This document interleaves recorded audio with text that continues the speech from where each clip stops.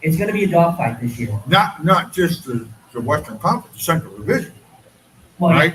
But this will be a game against the Pacific. But so just the Central as a whole, you cannot, you can't start from behind. It's Yeah. hard to come back.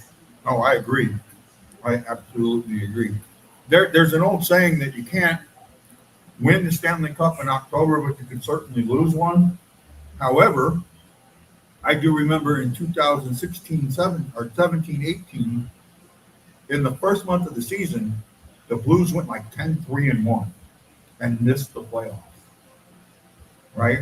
So what you have to do, so this is how I look at the season. I break it down into 8-game segments. And the reason I break it down in 8 games is we play 82 games.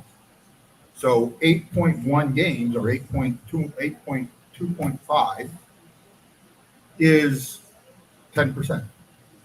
Yeah. Right, or 8.1, however you want to look at it, right? Is 10%.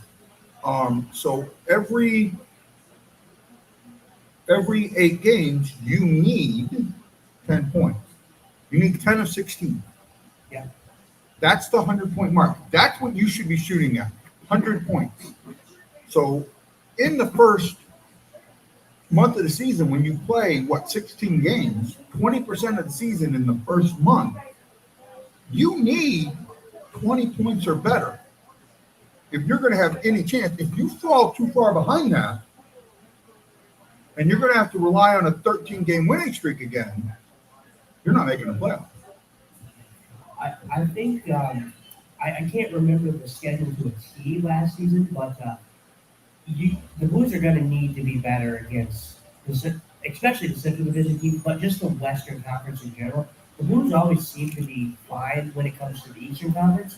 They seem to always have a positive record when it comes to the Eastern Conference. It's the Western Conference that the Blues need to figure out, because if they win most of those games, especially against the Central teams, you're going to probably find yourself in the playoffs because you're allowing those teams in the Central to miss those crucial points. Yeah, I mean, 4-point game, and in your division and within the conference, they're almost always 4-point games. It's early. It's not a rivalry game, but it's becoming one because of Kadri a little bit. And because of how you played in the last game, you've got to play better. Now, this is Hoffer has really got to show that he's a 1B. Because I don't think he's there yet. He's a great 2, but he's not a 1B, and he needs to be a 1B. And yes, I think he's probably the best 2 in the Central, no matter what. But you tonight, stand on your head. If you don't get a shutout, great. But if you can allow less than 2 goals, then we got a chance. Well, I wouldn't even say standing ahead. I would say, like you were saying, we kept Minnesota to 21 shots. That's a sweet spot.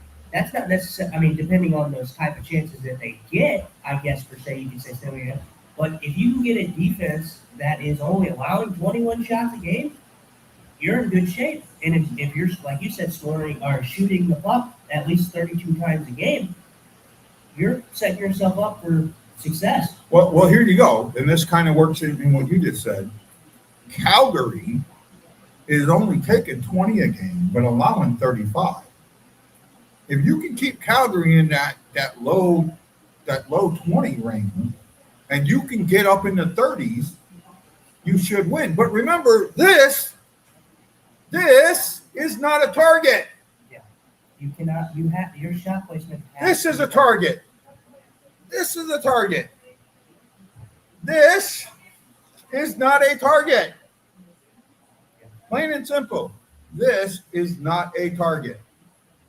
And you're going to need, building off of what you said, you're going to need better shot placement, but you're going to need traffic in front of Dustin Wolf. Dustin Wolf is a good goaltender, and it's going to be a Phil Gustafson situation if you just let him see every puck, because he is good enough to just stop the easy ones. Right.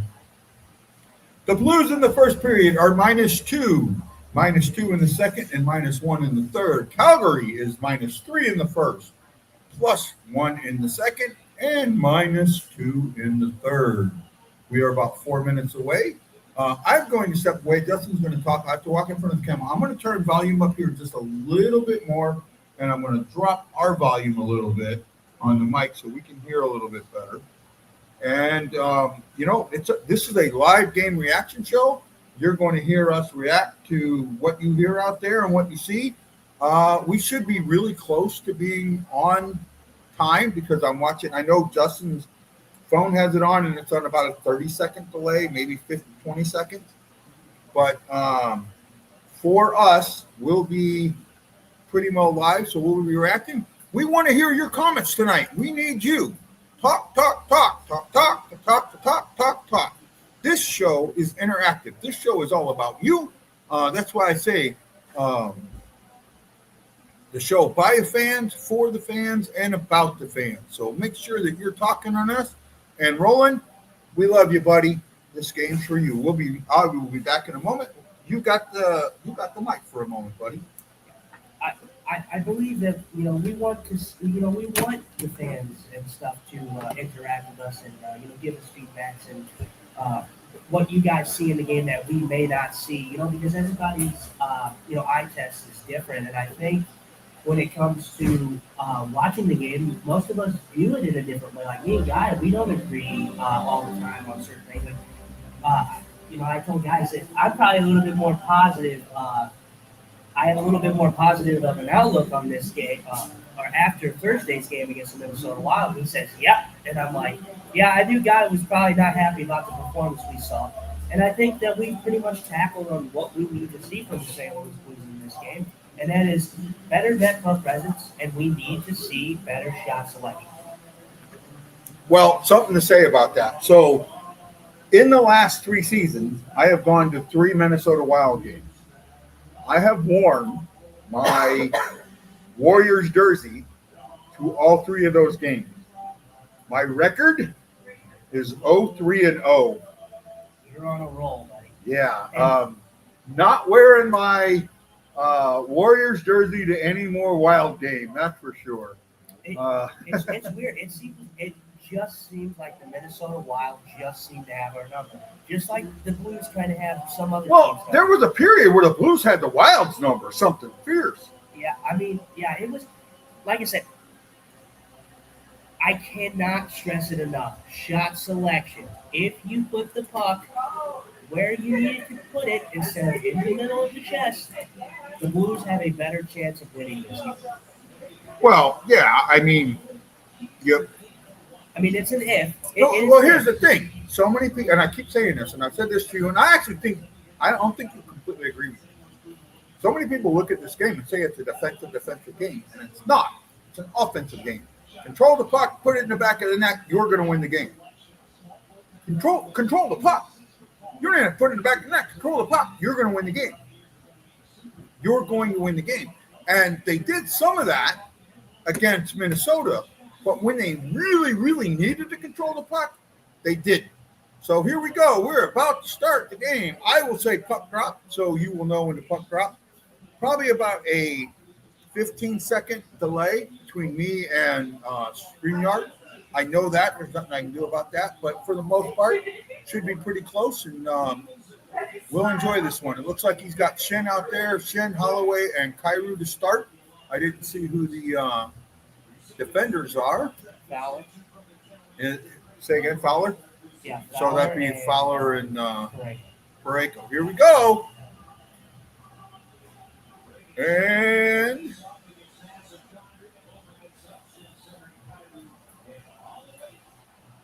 dun, dun, dun, dun, dun, dun, dun, dun, dun, dun, dun, dun.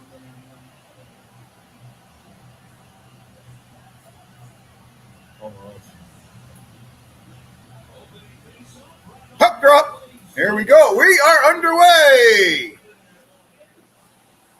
I don't do play-by-play. I'm too far from the TV to do play-by-play anyway. Oh, what I meant to do, I tried to get my direct TV up. I'll do that while the game's going on here.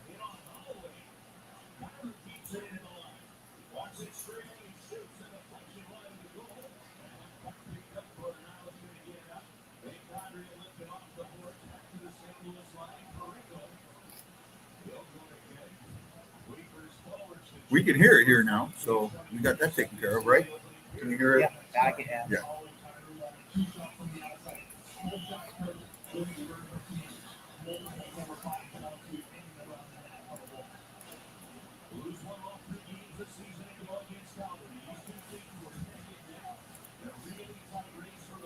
Yeah, they actually bring up a good point. The Blues, this is actually a team that has, the number of counters. Oh yeah, we forgot to talk about that. Yeah. Yeah, they usually seem to play pretty good against counters.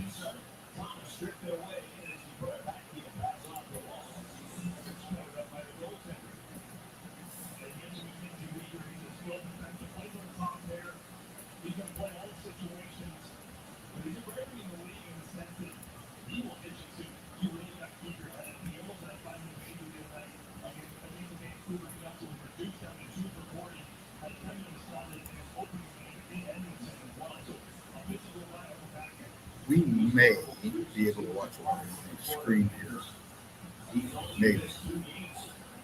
I can't put it on the game. See, I have DirecTV, but my DirecTV is basically Hawaii.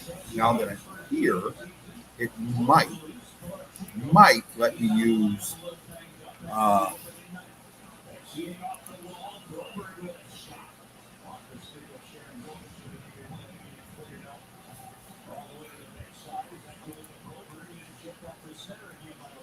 oh my goodness.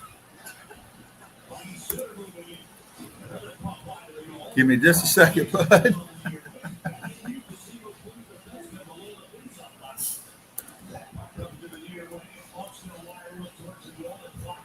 Watching this game. No, it's not showing today's game. I gotta check it.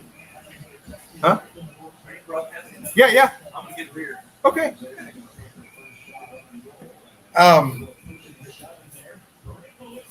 It took me a second. I know who he is, and screw this. Oh, you can try that.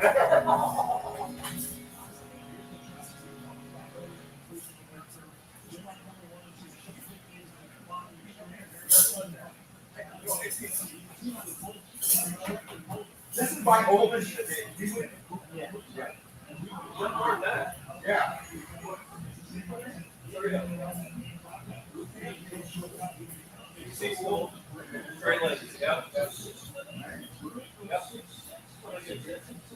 about that. Oh, no. You got me there. What was it? Not a lot of the race for one body.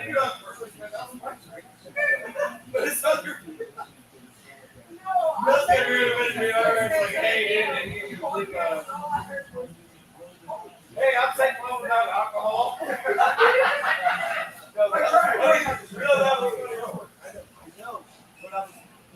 I expect to bring you your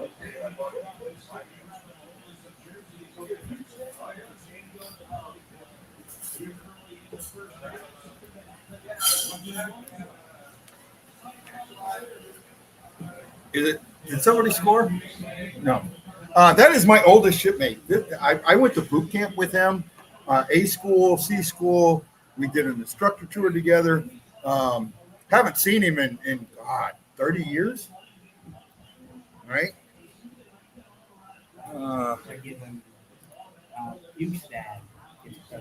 Bukestad in the box. Like a whole, that correctly?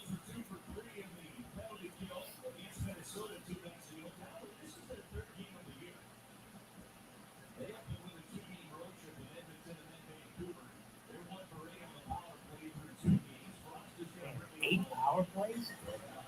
Wow. 3 plays in 2 games. That's great.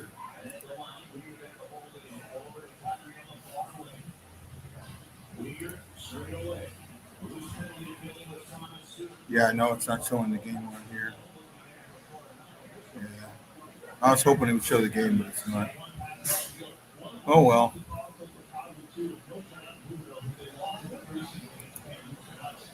Oh, well, I tried. I was hopeful. Oh,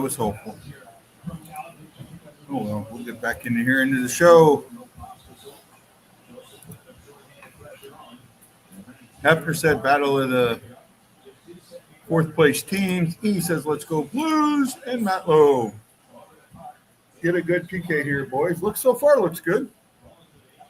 One for 8, they said. Calgary. Calgary's 1 for 8. Yeah, on the power play. Which is, like I said, still crazy to think about that they've had 8 power plays in 2 games. That's just. I'll tell you if that. I mean, I'm sure they're absolutely right. But yeah, actually, they're 2 for 8. Oh, well, they 2 said, for 8. They said 1. Yeah, 2 for 8. That's what I'm looking at here. Right? You didn't know I was going to be here, huh? Oh man, you did. I guess I didn't send you the thing. Yeah. Last I knew you were in Sioux Lottery. Yeah. Well, I'm staying in Sioux Lottery, Okay. but I know the owner here, Okay. so he lets me do shows up here. So this is our second show here. Well, I saw this place on Bar Rescue. Yeah. And then you started coming here, and I'm like, Well, actually, I came here before Bar Rescue. did you? I was here last year, and they had already filmed it, but I couldn't show. I could just show the stage. Yeah.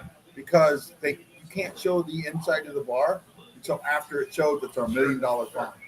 Pretty cool. Yeah. So, I'll try and talk to you as I'm doing things here, but I'll just sit over don't take off though, Jim. No, not at all. You take off, and I'm kicking your butt. I don't care. Looks Right. like we got the call back here. We got the Calgary owners in the box. Oh, nice little trip, right? You gotta love, me and Corey were talking about hits in this game. Yeah. You gotta love the physicality from Colton Parenko in this game already. He's already making himself a presence in this game, and he's my player of the game. Yeah. So that's good to see. We'll pull up. This is one of the things about having. So you hear me talk when you heard me do the show. You talked about it. I have the event summary, so I get to see who does the hits. Yeah. Right. So right now you have a hit from Texier, a hit from Shin,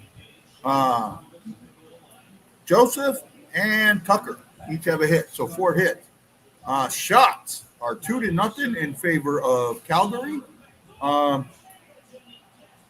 Did I hear score? No. Very close. No, close. Shots are 2-0. Attempts though are 6-4 or 6-4. Make it. Shots are 2-1 now. Attempts are 7-4. Let's see here. We've had this first, second time. Oh man, huge. Hey Jim, I just wanted you to know I got some loving from your fiance, just so you know. I got some loving from your fiance the other day. Huh? You did? Yeah. Good. At the hockey game. Oh, that's right.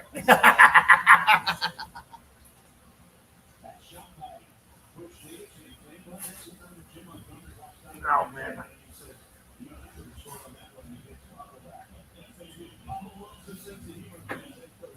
I'm gonna try and fix that here today. My mic cord is wrapped up in the chair. Give me a second.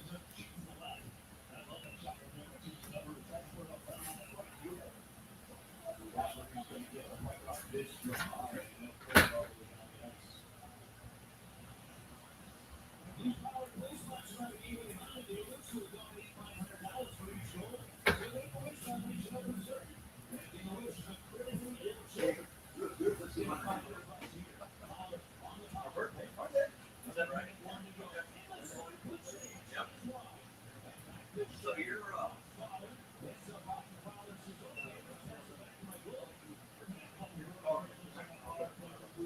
Bruce Devin seems to be getting quite a bit of chances now in this power.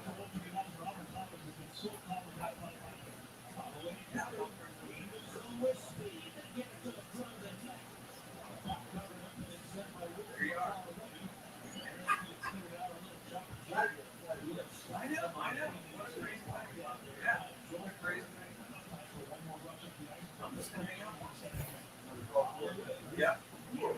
Oh yeah. Brent's the first time.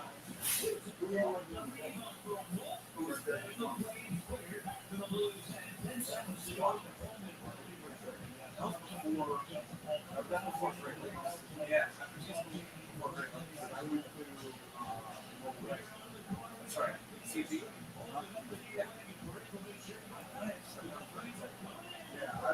I did.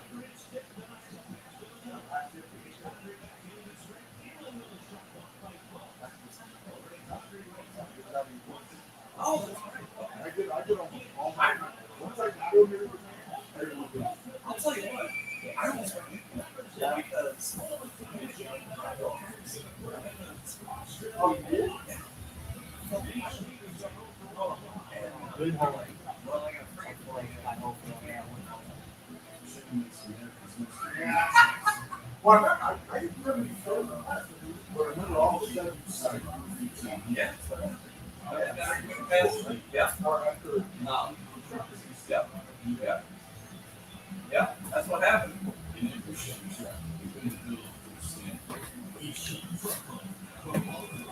Justin, buddy, I apologize. This guy here, if you talk about brother from another mother, he's on the screen here.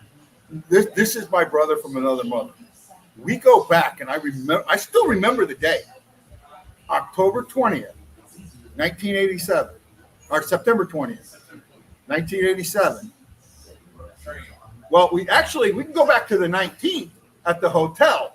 You remember the guy that showed up, the guy, the hobo that showed up with the bag with Mad Dog 20 in it? Trying to sell us like cheap booze and stuff. Right? And No, sorry. Go ahead. yeah, no. I just the Navy's birthday is coming up. This guy, like I said, I consider him my oldest shipmate. There's nobody else that I was on that train with that I remember of talked to. We were stationed. We went on the train together. We were in the same boot camp company. We went A school together. We did AOT together. Well, actually, AOT, he did a different AOT than me, advanced operators training. And then we went off to our ships. And then almost everybody that was in our A school class, our AOT class, ended up in C school together. Most of us knew each other. And then from there, we ended up going to the Gulf, coming back and did our shore duties together. And then he quit, and I was stupid and stayed in. Well, it's always good to see some familiar faces here, huh? Yeah, right. He came by accident. He didn't pay attention to my Facebook, so he didn't know we were doing a show. So I'm sorry, Jim. I'm going to rag on you all night, man.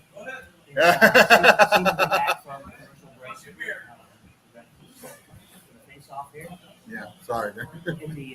In the blue zone here, Holford with a good hold on post for commercial break. Still nothing, right? Yeah. Nothing.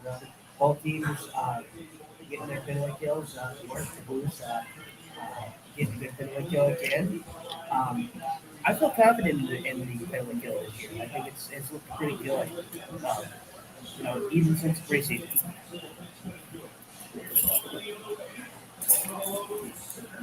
Look, you're going to lose 20 games or more in the season, right? It's going to happen. No team's going 82-0. I just want effort. Yeah, I mean, effort in the losses, and that's what I didn't see in the home opener. Yeah, I mean, if you lose games, and you have the effort behind it, then it doesn't feel as bad. This is my most controversial statement when it comes to this. I say there are good wins and there are good losses. There are bad wins and there are bad losses. And a lot of people don't agree with that. A loss is bad. No, a loss isn't always bad. You lose 2-1 in overtime, that's not a bad loss. Unless you held 1-0 up until the last 20 seconds, then maybe. But not all losses are bad, are bad, and not all wins are good. Right? There are bad wins. There's a win where you might win a game, say 7-5, but at one point you were up 4-0. Yeah, I mean, I think a good example of that is the game that I talked about earlier was Colorado and Utah. Utah had 41 shots. Disappointing loss, but not a loss that they didn't show up for. Yeah, I get it, and that's what it comes around to, where there are the good and the bad, and it just all kind of goes together, right?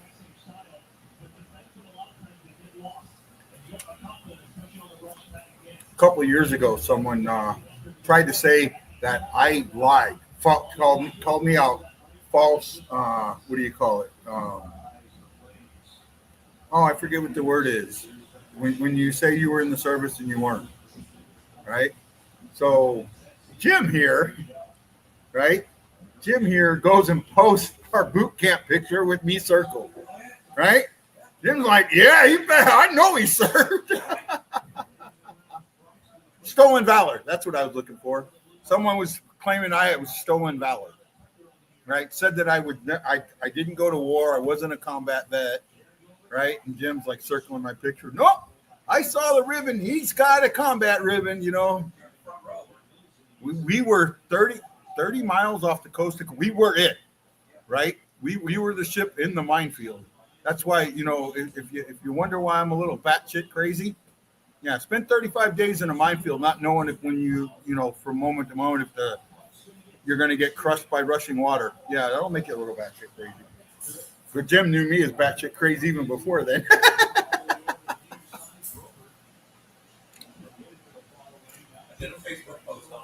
Say again? Yeah. Right. But you're not from Illinois. You're from like St. Charles or St. Peter's, right? St. Peter's, I thought so. Maryland Heights, yeah. I knew we lived like close together when yeah. Almost a sneaky wraparound for Matthew Justin. Hey guys, I'm sorry. I mean, I'm doing the best I can. Mad Dog 2020 is classic guy. What are you talking about? Not back then, it wasn't.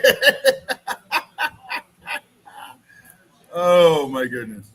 Right? To the 5 people that are watching, keep watching, keep enjoying us. Sister JJ was supposed to be here today. His wife is not feeling well, so he couldn't show up, but he will probably be at one of our other shows. The big show, the show that I'm hoping that everyone shows up for, the Cedar Hill show. Yeah. That's the one. That's the one I want him to show up. And the Cedar Hill show has something special happen.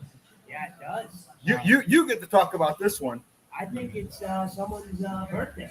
Yep. And I think you know, it wasn't really centered around that, but I think we're gonna make it about that. We're gonna make sure that we squeeze it in there. Yeah. But yeah, my mom, she's gonna have her birthday. She's turning 27. So, you know, 29, as I've heard. I must have miscalculated. I was gonna say she was 21, so. You're just being a kiss ass now. I mean, come on. Of course. I always say my next birthday is my 33rd anniversary of my 21st birthday, or something like that. You know. Great place here, Vitalie's Hideaway. I mean, you can see on the screen. I know you get a little bit of the glare from my camera, but it's open. Actually, I got to be careful. I'm showing you. You can't really see it, okay? No. You have to really, and I don't think you can zoom in. Yeah, I'm gonna have to turn the camera just a little bit just to make sure it's more in the corner. Someone could report me. Yeah, I guess better safe than sorry. Better safe than sorry, right? We are back from commercial break.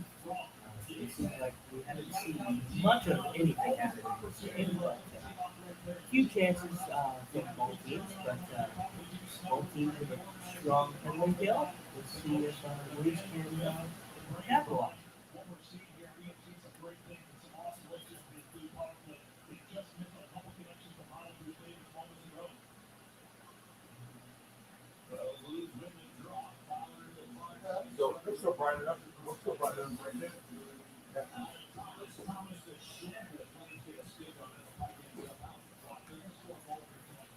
There we go.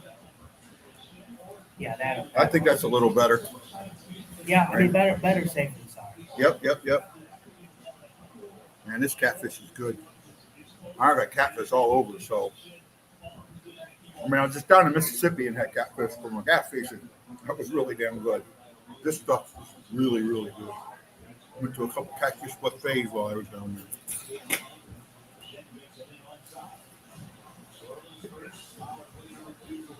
Oh, I didn't even catch that. There we go. Did not catch that.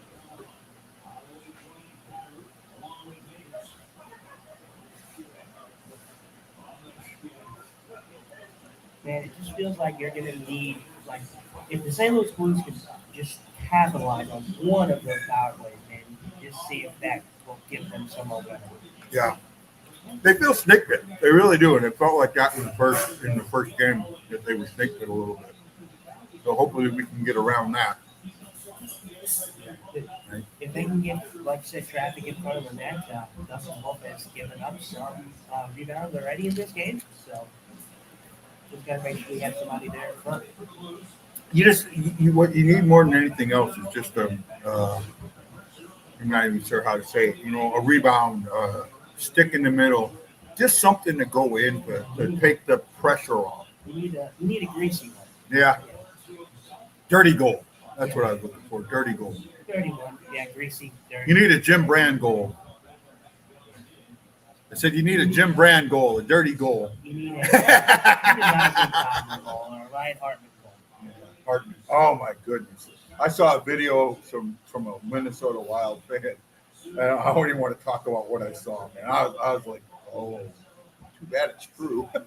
Yeah, he is a blues killer, but he is quite a ghost outside of that.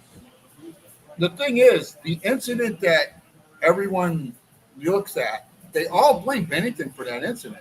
And it wasn't Bennington, it was Hartman all the way. Hartman told the ref he was going to do what he did, and the ref still gave Bennington a penalty. How the ref did that, I'll never know. Oh, I'm good. Next, I'm going to do this, and he's going to get a penalty. And then you give it to him? I don't get that. Yeah, it's okay. He got a pop in the mouth. So he got a little something for you. Yeah, that was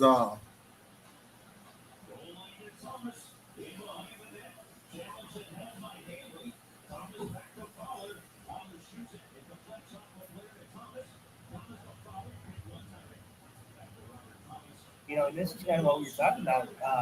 The Blues are getting the ozone time. Yeah.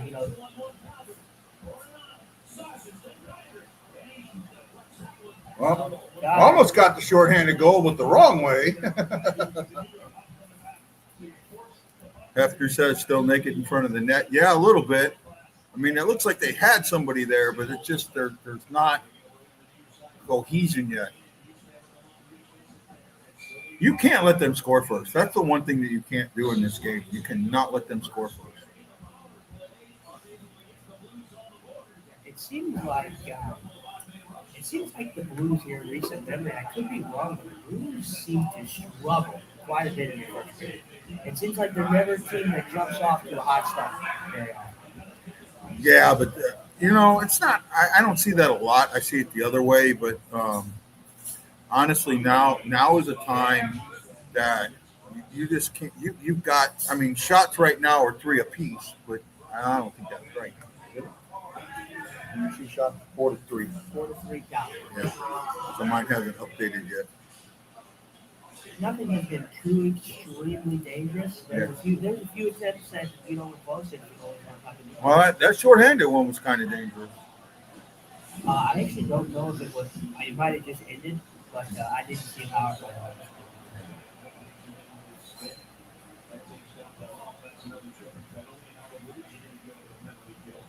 I might be able to turn the volume just a little bit more. We're not going to the picking penalty up. kill again. Say again? We're going to the penalty kill again.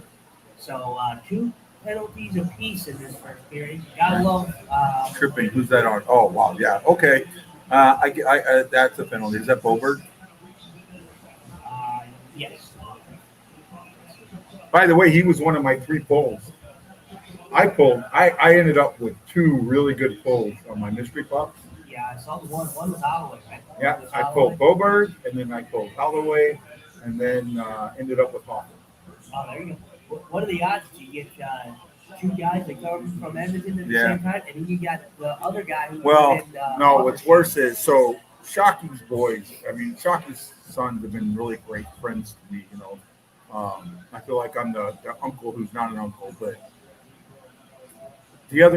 after Roland passed, we did that show, I went and stayed at Shocky, and they have this big pit bull named Chloe, and Chloe would not leave me alone. I was trying to sleep on the couch. She would not leave me alone. So his youngest son, Adam, basically slept on the couch. He had school the next day. Slept on the couch to try and get her away from me. So I decided, to get him and his brother a call to say where's the game. And I let him pick first, and he picked and he got Shen, and he was absolutely thrilled. And then his brother, oh, there you go, they scored. Telling the story, and now we're power play goal. So the penalty kill is not. Well, that's Sounds like it. two now. The penalty kill's given up. Sounds like it hit off the top of what I thought they said. Which, just the Blues luck. It seems that a lot of these bucks seem to just go off on all guys' skin. Yeah, well, Boberg's penalty. Yeah. Let's see, who we got? I'm not sure. I can't Oh, completely see. yeah. Coronado, yeah. And you're saying unassisted, at least at the moment, but that could change. If he shot it across the crease and Tucker's on the far post and it hits off Tucker. Tucker goes in. Yeah.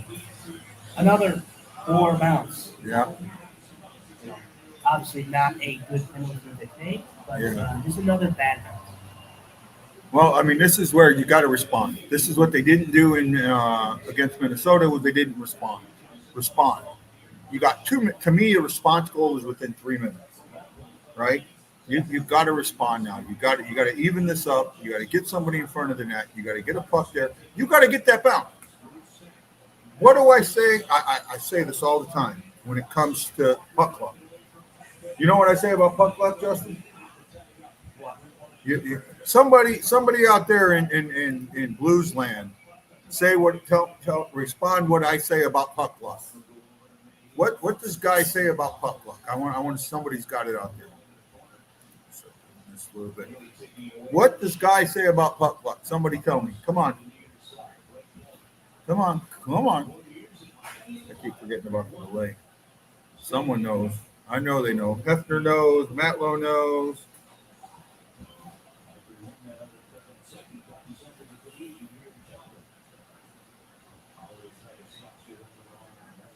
Right? Somebody will say it. Come on. Here we go. Matlow says it's going to bounce for us eventually. What do I say about puck luck? You know, Matthew. What do I say about puck luck? Matlow. I said Matlow. And then well, since no one's responding, you make your own puck luck. Right? And that's what the Blues do. They didn't make their own puck luck right now.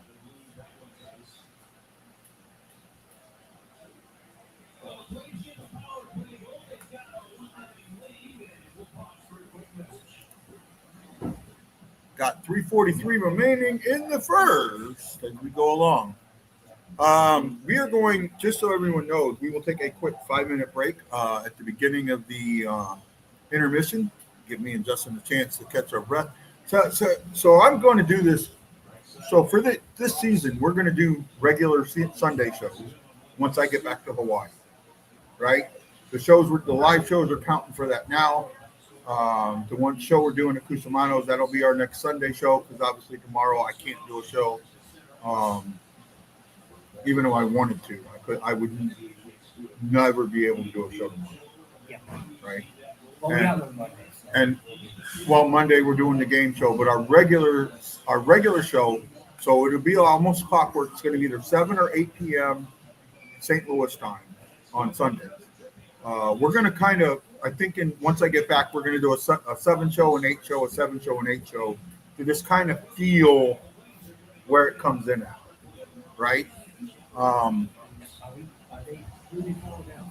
I did not see. Right back to the box. Exactly what you didn't need. Yeah. No, Bushnevich. Bushnevich for tripping. And then we're going to do game shows. I'm going to try and do at least one a week. I don't know how many I'm going to do because I need to work. I need to cover for this trip and that. But we'll try and do one game a week. We'll do our weekly show and then one game a week. That will be the new BlueNote fan report going through for this year. And then Justin will be doing more TikToks, and we're going to try somewhere during the season to set up a BlueNote fan report TikTok. And then Justin will probably be doing a lot of those promos and things like that on the ticket. We just got to set it up. I haven't gotten there yet, but we will. Yeah, I'm hoping that we can kind of expand BlueNote thing or kind of get it across all platforms. Even if you get a Instagram out there. Well, I have an Instagram. Is it for the BlueNote there? Well, it's supposed to be, but it's connected to my Facebook.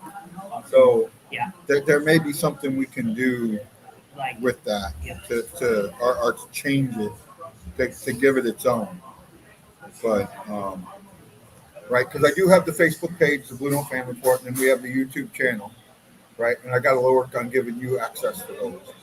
But and we'll do that while I'm here, and we're going to try and grow the brand. I mean, that's what you're definitely extremely helpful on that.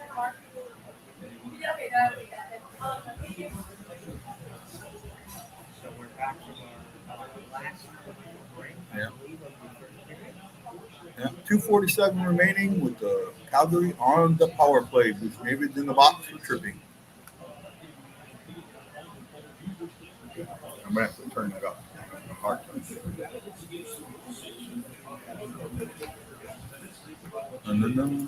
I think it's crucial here that the Blues strike. They need to strike. When did we become so undisciplined? Yeah, that's not. Yeah, that's unlike the Blues. Blues are usually very disciplined. Right? He said it. You make your own. You're right, E. You make your own. Not even delay a game, which is we haven't. I don't think we've had a delay a game. Well, we almost got one during preseason, but it got called back because the Blue tipped it or something. Did something before it went out.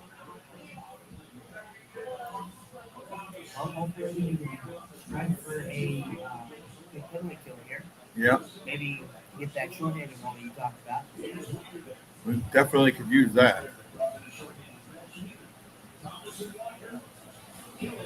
This would make, let's see, the Flames have had 3 power plays in this period alone. So that would make 12 power plays in 3 games, or 2 in 1/3 games. That's ridiculous.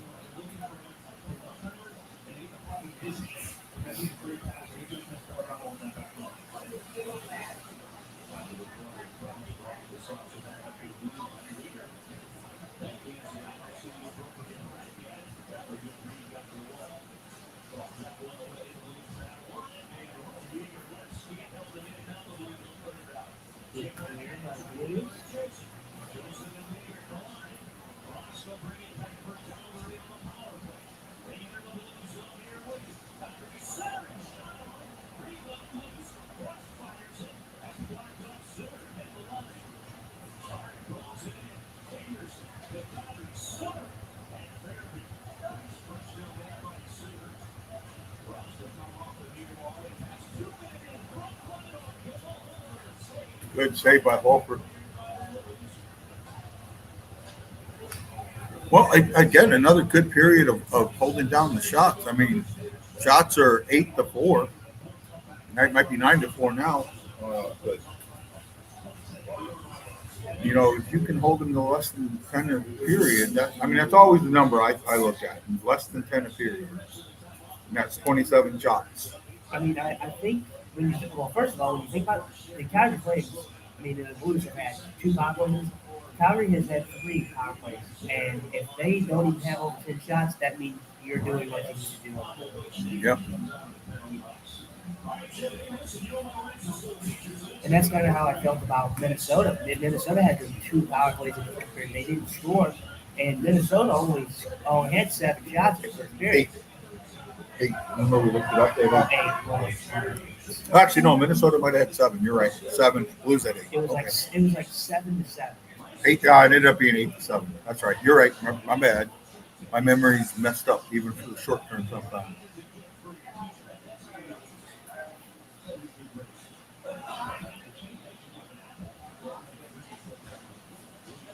Blues making some moves, shorthanded.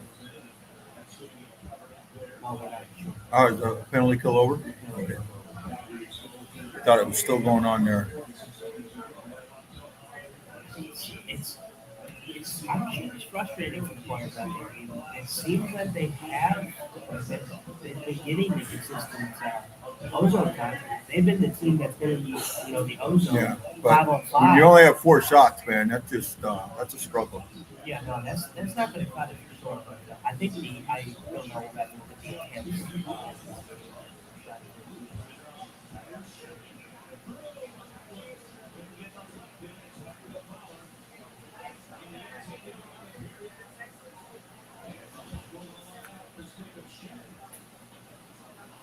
Time ticking away on the first period. Like I said, just a reminder, we're going to take a short 5-minute break during the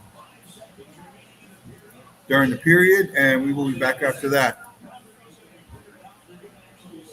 No urgency. Jeff Horseman says no urgency. 4 periods of hockey and no goals so far, not ideal. But we will score in a second. Welcome, Scary. Welcome, Jeff. Thank you, guys. Greatly appreciate you. Looks like we got a few seconds left.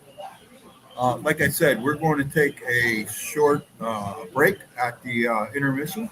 Take a 5-minute break. Let us catch our breath, and then we will be back and we'll discuss the second intermission. Oh, they pulled Hofer.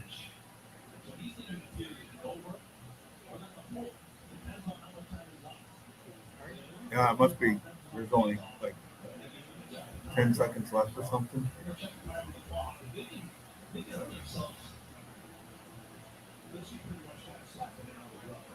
Yeah, man, it's got 6 guys out there.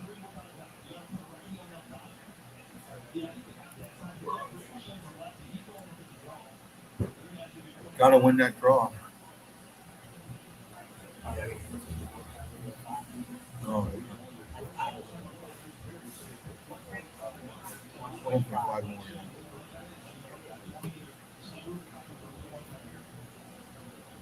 Gotta win this draw, though.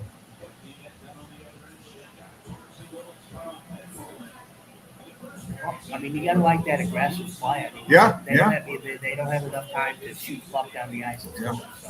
Well, guys, we're going to take a quick 5-minute break. We will be right back. Thank you so much. This is Guy and Justin saying aloha. We'll be back.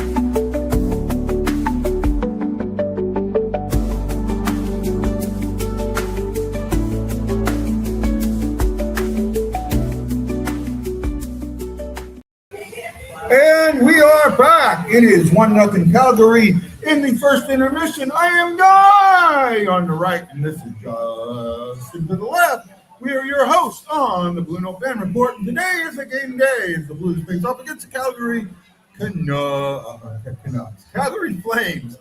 I'm just not there. Let's see. What do we got? Some comments we can go over. Matt Lowe had said not even a delay, a game penalty like we usually get. Too many penalties. I'm with you there, buddy. I know it's only a few games, but no urgency as usual. I'm starting to feel that. I really am. And then Scary Phantom said 4 periods of hockey, no goals so far. Not ideal, but we will score in the second. I hope so. We need to, start of the season, you can't go this far and not score. And we've got a Let's Go Blues. Oh, wrong one. I thought I had. I guess I took it out of here. I had it in here. I don't know where it is now. But you know what? We can always do this. This will be fun.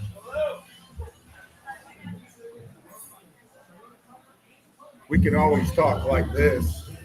That would be fantastic. Oh, it doesn't work on yours. No, it doesn't. Wow. No, it should. I'm under the weather, so I probably already sound like that. No, you're not. It's the projection of your voice. And I wish I could kind of show you like it. You know how NASCAR they do the wind tunnels? Yeah. I wish I would wind tunnel yours because if you look at mine, you can kind of see that I go right into the mic. Yeah. Yours is doing this. Right? So you'll kind of figure out how to get deeper to talk from you. I'll tell you what, you want to know where I learned how to project? Jim will tell you. Hey, Jim, where did I learn how to project my voice? Not boot camp. Instructor duty. Yeah. I really learned how to project my voice there. But yeah, it comes with time. It comes with time. Yeah, and you learn that. Chris Shockey says we need to stay out of the box so we can get some cohesion. Yeah, they've been calling penalties. I mean, we were one of the least penalized teams last year, and we're starting to get to the area of most penalized team this season. Yeah. What was that? Is that our 6th penalty? We are 8th in the NHL. After one game, we're 8th. We're going to be a lot higher. Oh, no, that's backward. Okay, so we're 8th on the good side, but we're going to be dropping, right? We only have 6 penalty minutes, whereas Calgary in 2 games has 28 penalty minutes, so they're averaging 14 a game. They're 27. Yeah. But we're kind of getting there. We're helping them out. That's for sure. I don't want 14 a game. That's for sure. Well, I think that this jitter of the penalties will subside after a while. I think, like I was saying, I think the Blues just need to score, and as soon as they score, it's going to be like coming in like that. It's just be coming in like crazy because they seem to always score in bunches. Yeah. Well, let's go over the stats here real quick. The Blues have 4 shots to Calgary's 9. The Blues have 20 attempts. 4 shots on 20 attempts. That's not good. They've had 12 that were blocked and 4 that missed the net. Calgary has 9 shots and they have 18 attempts. That's a story right there, right? Blues have 8 hits to Calgary's 7. The Blues have 3 giveaways to Calgary's 2. Blues have 2 takeaways. Calgary has 1. The Blues have only blocked 4 shots. Calgary has blocked 12. The Calgary's not taking shots, that's for sure. Yeah, big. Face-off circle. Blues are winning it 12-8, 60% to 40. And as I say this, they're putting the stats on the board. There was 1 goal that period. It was by Cornatton. Coronado from I believe Fabry and Kadri, the anti-hockey player. Farabee, Farabee, great pickup for Calvin. Yeah. I do like Gilbert. And obviously Kyrie there. Damn it, I didn't put him in my lineup today. So go figure. The Blues have 3 penalties: Bukestad, Boberg, and Busnavens. Calgary has 2, Coleman and Zeri. Calgary is 1 for 3. The Blues are 0 for 2. And I think it's, and I don't mean to make an excuse, but it's like I was saying, the power play or the penalty kill has looked strong. Unfortunately, they get an unfortunate bounce that literally goes across the crease and hits Tucker into the net. So, I mean, the shot wasn't going in the net, it was going wide, and then it hit Tucker. Yeah. On the other Bad side. bounce. Winnipeg Jets defeated the Kings in Winnipeg 3-2. That was in regulation. I think that was a very good game. Yep, I didn't get up so we can see it, but that's where we're at. Tomorrow, there's only one game. The Capitals will take on the Rangers. 10 games on Monday, one of them being, now Monday is a holiday on both ends. It's Canadian Thanksgiving and it's, Columbus Day here. So be ready for that. That game, now the Blues game is on Fox Sports Midwest, but it's also a Prime game if you were not in the region. So I would be watching it on Prime if I was home. But It's the Vancouver Canucks. yeah, it's the Canucks. But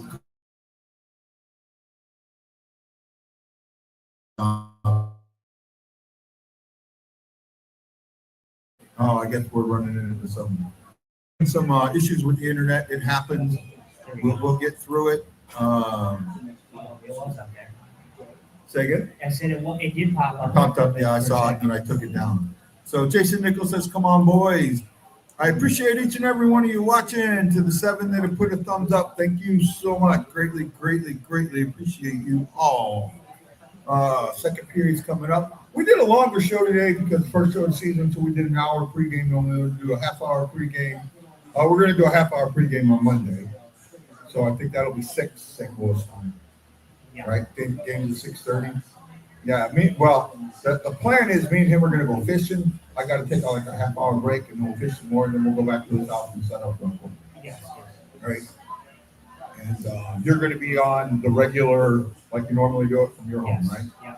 And yeah, no issue with that, right? No issue. We got our live show set up, and I'm excited for the next 2 that we'll be having.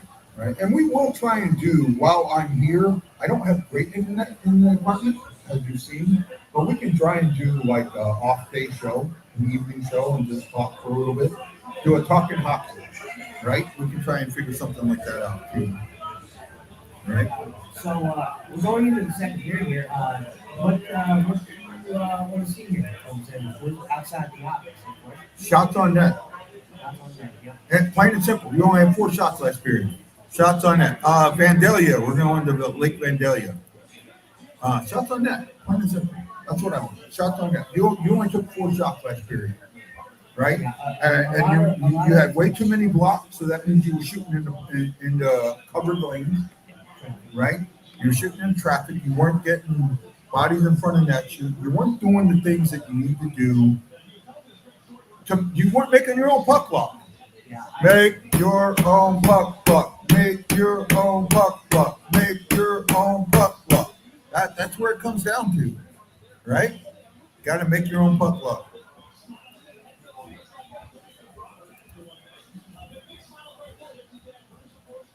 Stephen Glass, all the way from down under in Australia, says Tucker got the first Blues goal of the last season. He did. I called that too. I know you weren't, but for last season, I said Tucker on my show, and Wendy there and goes, "Who?" And then Tucker scored. I was like, "Yes, yes, I called that." Well, yeah, technically no. I think because Nate, you in the first game had a goal that went off of him as well in the first game against Minnesota. No, we didn't have any goals. His joke is Tucker scored the first goal for us. Oh, yeah. Our guy. No, yeah, maybe you may have. Yeah. Okay, I didn't get what he was saying. The joke. I thought, okay. The joke and you, right? Yep, Over yep. your head. Yeah, Jim will tell you all about those things going over my head, right? This man can tell you some stories about me, I'm sure. Some good, some bad, right, Jim? Yeah. Right. There we go. Second period face off. Let's go Blues. Let's show everybody what they're expecting this season. That's kind of the thing we need more than anything else. What are we expecting this season? And let's see it. Right? Because we haven't yet. Right? We just haven't yet. And it's time. It's time to see that. You're getting some of that sustained pressure, Yeah. but you're just not getting the shots that you need. Yeah. It's one thing about keeping the puck in the zone, but if you can't get those clear passing lanes or a shooting lane and get that puck off or get a body in front of the net so you can shoot, sling it down there. That was the thing during the 2019 playoff. The Blues were so good at getting bodies just not in front of the net, but in the shooting lane. Right? The first goal of Game 7 was a deflected shot by O'Reilly. Yep, O'Reilly. Yeah, they did a good job at getting the puck. Another missed opportunity. Well, John Payne, it's what you think it is, and that's what you think it is, and you have every right to say that. You can go watch something else, my friend. This is gay, right? Yeah, well, you can see yourself out there, buddy. Right? Take a lap.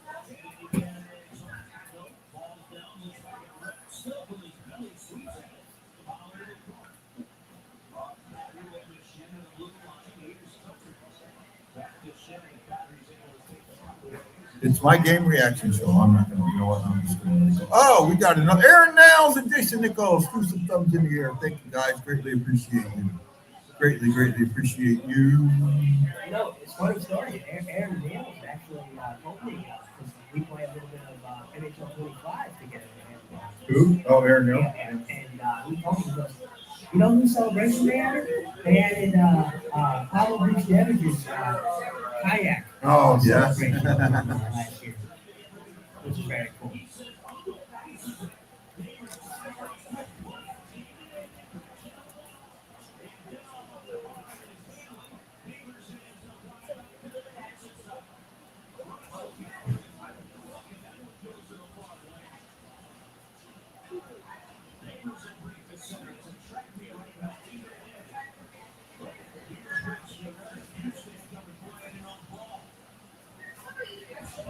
They just don't seem like they understand where everybody is and they're not holding on to the puck. Right? And Montgomery's got this, his offense is supposed to be offensively aggressive, defensively responsible, and they've been defensively responsible. I'm seeing that. Where's the offensively aggressive? I'm not seeing that. Maybe you're seeing it, but I'm not. I don't see that aggressiveness. Do you? Outside of the few chances, like I said, I'm hearing Kylie's been blocking chances. Hopefully, it's not really a thing where it's snake bit. It seems like the whole team's snake bit right now. But Jordan Kyrie is making opportunities. It's just can they capitalize? Yeah.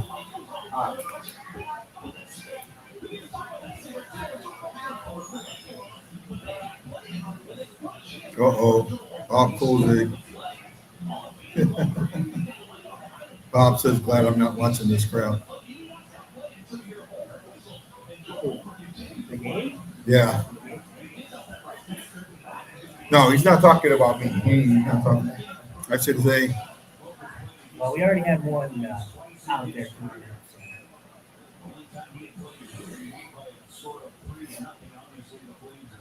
To ask him if he's talking about me. I know he's not. I'll throw it out there on him. Like I said, I think it's going to be a situation where as soon as the Blues finally score one, we're going to start to see that shift. Yeah. I truly believe that. This team is too good to not be putting points on the board. It's time to get one. That's all I got to say. It's absolutely time to get one. Here we go. Tucker. Is that Kadri? No, 70. Are you kidding me? What do you think Kadri's going to fight? Kadri is the biggest freaking wuss in the league. What does he do? He didn't want any of Jordan Bennington. He ran away from that. Lombard and Tucker. Tuck. Oh, they finally broke him up. Tucker was going for it. He landed like 4 or 5 good blows right to the mug. Right? Way to go, Tuck. Take that. Well, there's your first fight of the season. It goes to Tucker. I think I had that question in my group. I don't think anybody had Tucker. No, I did. I mean, it's definitely a good option. It was either going to be Tucker, Walker, Shin. Yeah. Your main guys. I don't think Ronberg wants any piece of that. I don't think Ronberg is really fired. Decent scrap though. I stepped up. I mean, he was there for it. And Walker, our Tuck, as soon as his helmet went off, he just went to town. Right? That's the one thing I'd like to see him. Well, I know the NHL doesn't want to him, but to drop their helmet. I have a feeling they're going to make a rule that once the helmet comes off, they're going to stop the fight. Yeah, I mean, I can see that. Right? I think that's going to happen because you kind of saw it here where shortly after Tuck's helmet came off, the ref started slowly coming in. Yeah. The linesmen slowly started coming in. Right? Yeah, a few good shots in there. A little bit of a bear hug. Yeah. Next commercial break, we may bring Corey back and let Corey tell you about the upcoming shows of the BlueNote Fan Report. Next commercial break, we'll do that. How's that sound? Right. Right. Corey's a good man. We appreciate Corey. This thing Blues didn't catch a magical 2-minute penalty from that fight. No. Oh, here we go. Oh, no. Wrong way. And they did get a penalty.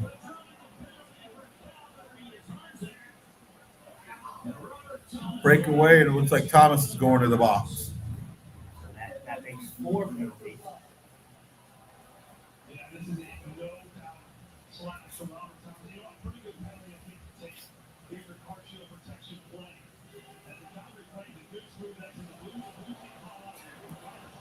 You're playing with fire here. 4 penalties. We usually do not see that. Yeah. And they got him for a hook for that? Yeah, I mean, come on. I mean, that was weak. I'm sorry, that's weak. That was not a hook. Right? That's just terrible. I mean, yeah. That's just. I mean, what do you expect? I mean, that's just a joke to me. If you have played 2 games already and you're not even free circuit and you have 13 power plays, that is ridiculous.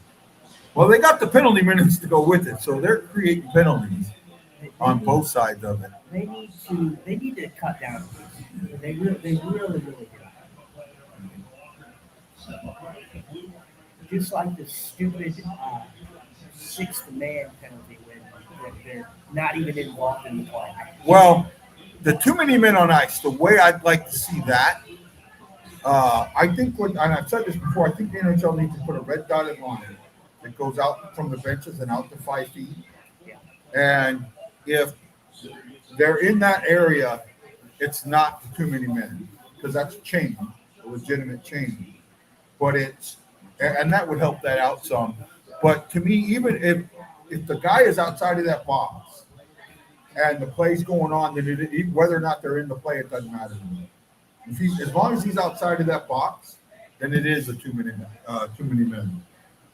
Well, I mean, it's safe to say the Blues are getting their work on the penalty kick.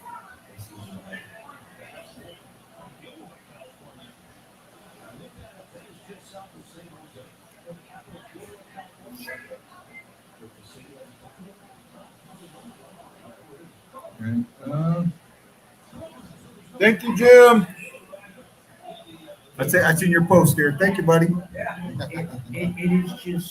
It's just so hard to generate any type of momentum when you're trying to pull off penalty after penalty after penalty. Yep. Well, we're having a good show tonight, that's for sure. I'm enjoying it here with Justin. This is Justin's first game show.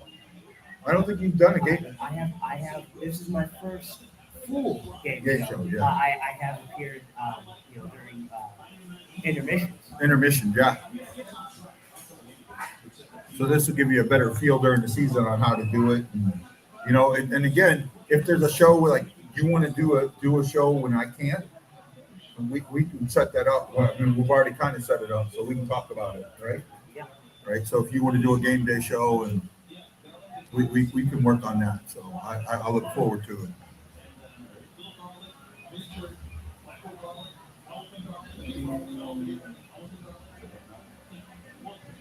I absolutely hate this movie. Have you seen this one? No, I can't. See if I... This one. To do something. Oh yeah. Right? Do stuff. I hate that one. You're acting like they're not doing anything, and they are out there playing hard. They're it's the moment the momentum of the game is not going their way. We're hoping that the momentum of the game will go their way, and that's what we're looking for. Right? I said it. The other day after the loss, I said, the people that are going crazy and overreacting are the same kind of people that get onto other fan bases for doing the same thing. You got to stop being fickle. It makes the St. Louis fans look like they're fickle, and it looks like they're not intelligent. Because we have too many, and I'm going to get lambasted with this. We have way too many bandwagon fans from the Stanley Cup, and they're actually starting to go away, which is good. I mean, I know that sounds bad, but bandwagon fans are slipping away a little bit. It's just, for me, it's annoying going on social media and every time the Blues lose a single game, it's the season is over. It's doom and gloom. Yeah, doom and gloom. Nothing was positive. I mean, there's something positive that you can take away from every game. Matlow said they got the hand, but barely. Yeah, I still think that was a weak call. He got the shot off, though. That's the thing. Big save by both. Wait, did we? Oh, Pareko took another one. Man, these refs need to put the whistles away. Yeah. I mean, how can you get any flow in a hockey game? 5 power When plays. you have 5 power plays in the second period. You're not even halfway through.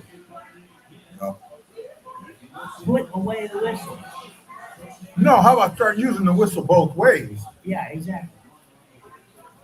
Right? How about start using the whistle both ways? That's horse crap. He grabbed him because everyone thought the puck was covered, and the guy was whacking it off. What did I tell you guys? What did I say is the problem? Consistency. The Yeah. NHL has a consistency problem. Oh yeah, I'm absolutely with you there. And- I'm in trouble. The TV star is yelling at me. Yeah, she's smiling. I'll go up and give her a hug in a second. And I get what you're saying about being, how it's an offensive game, and I do agree with it. But a lot of that has to do with the fact of teams getting 5 power plays a game. Yeah. That's ridiculous. I should be able to sit down and watch 5-on-5 hockey. Yeah, I'm with you. Next commercial break, we're going to let Corey tell you all about the BlueNote Fan Report and what we'll be doing. And I'm going to give our TV star a hug. I mean, and we still have another penalty. So, I mean, Yeah, the penalty kill is looking strong. yeah. Other than the one that went off Tuck's skate, right? Other than the one that went off Tuck's skate, it'd be a nothing game. And Offer for the most part has been fantastic. You can't blame a guy for a puck off the skate. No. I mean, and it's like I would love to just sit here and overreact, but how can the Blues get any type of momentum when you're pulling 5 power plays and not even a half? Oh, another that looked like a good save there, at least.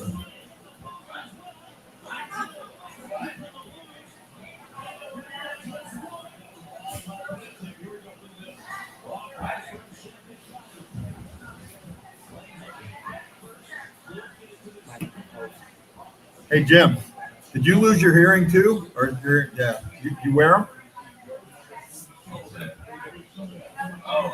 Yeah, mine's gone. And you know what level it's gone in too, right? You know how your hearing is supposed to look like this? Mine looks like this. The high range. And I wore my hearing aids religiously. You know that. You know that. Even in the hot plant. Religiously I wore them. And I still lost them.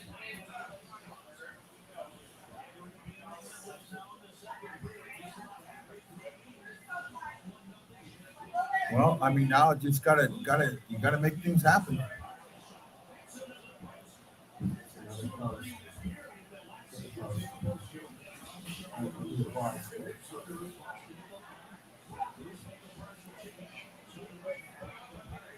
You know, there's one thing teams don't do enough of, and I'd like to see this. Get back, the backward pass. Pass back in your own zone. If the neutral zone's not open, pass it back. Force them into your zone, and then get that breakout. But find a breakout. Create your breakout. And a lot of teams don't do it. The teams that are successful at it are the better teams in the league, i.e. Colorado.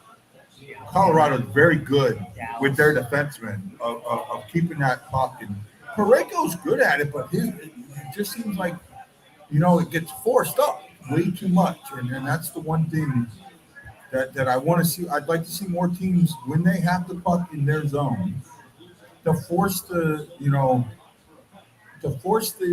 opposing team to come in their zone to open that guy up. Get that guy open. Get that lane open. Because if you get that lane open, then who knows what happens. But that lane's got to get open first. Right? A nice reset. Puck control is not happening in this game. That's for sure. The Blues have not done. The second period, the Blues have not done well. Again, they've been killing off penalties, but they still haven't done very well. Right? No, I mean, let's see. It was 2 power plays. Well, so Tux is halfway to our three quarters of the way to the Gordie Howe hat trick. Yeah, that is true. On the bad side. That is one thing I'm glad the NHL doesn't do. An own goal, like soccer does. Yeah. I'm so glad they don't do that. I'm so glad. We should be coming up on a break here. We're almost at hockey halftime, as they like to say on the Blues Network.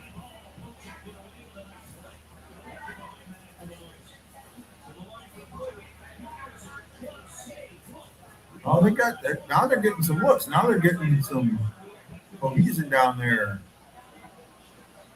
Yeah, I mean, we're also playing 5-on-5 hockey. Yeah.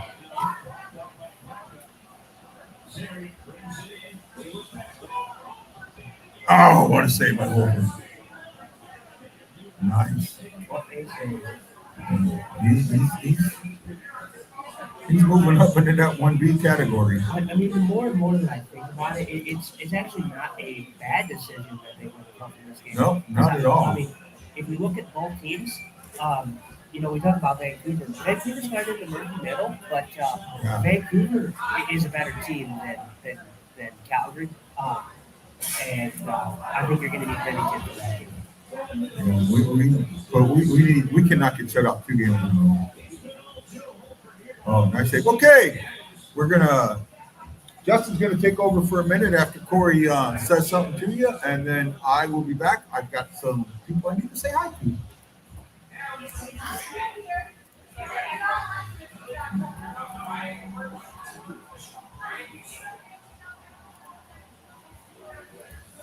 Fan Report are taking the show live. Guy and Justin will be holding live shows on the following dates. Today, October 11th, it's a live game day show against the Calgary Flames in Warden, Illinois at the Vitale Hideaway. October 19th in Maplewood, Missouri at Cusimano's Bar and Grill. And October 25th, it's another live game day show against the Detroit Red Wings in Cedar Hill at the Elks Lodge. Hope you guys will support a great show and great people. Love you guys. Let's go Blues. Great shout out there for Corey. You know, I really enjoyed working with Corey, and it's just kind of something that I've really tried to do. You know, ever since joining the BlueNote family, you know, trying to get the brand out there. And Corey's been great, and I can only have nothing but respect for a guy like that who has created a following, you know, just by being a Blue fan. If you haven't seen, you know, the story behind why he's, you know, such a big Blues fan, you know, I would go and check him out. You know, STL Hockey Fan 1 on TikTok. Corey Young, very good friend of the show. I really hope that we can get him on a show at some point. I would love if he would come out for one of the live shows, but I know that he is very busy. So I want to extend a thank you to Corey for giving the show a shout out on his TikTok. We are ready to come back into play here after the commercial break. We're still looking at the ball.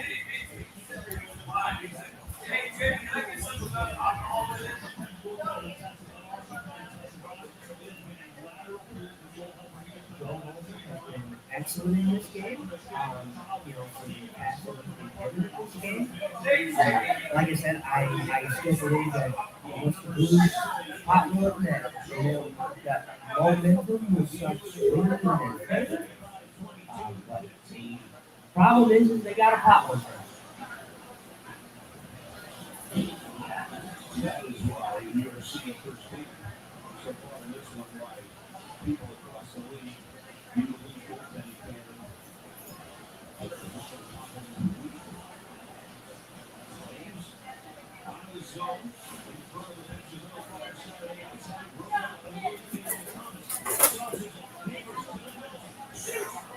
They scored!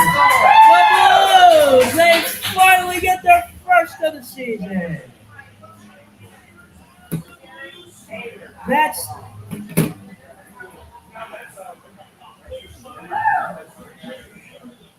what a great play.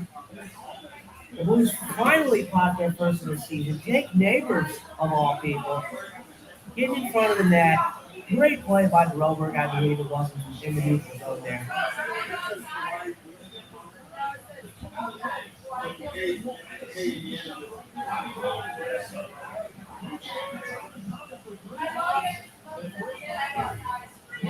Great play. Thomas actually throw to Neighbors on that one. Great backhand. Kind of a difficult one for She took care of me. Hey, man. Yeah. Hopefully it is so.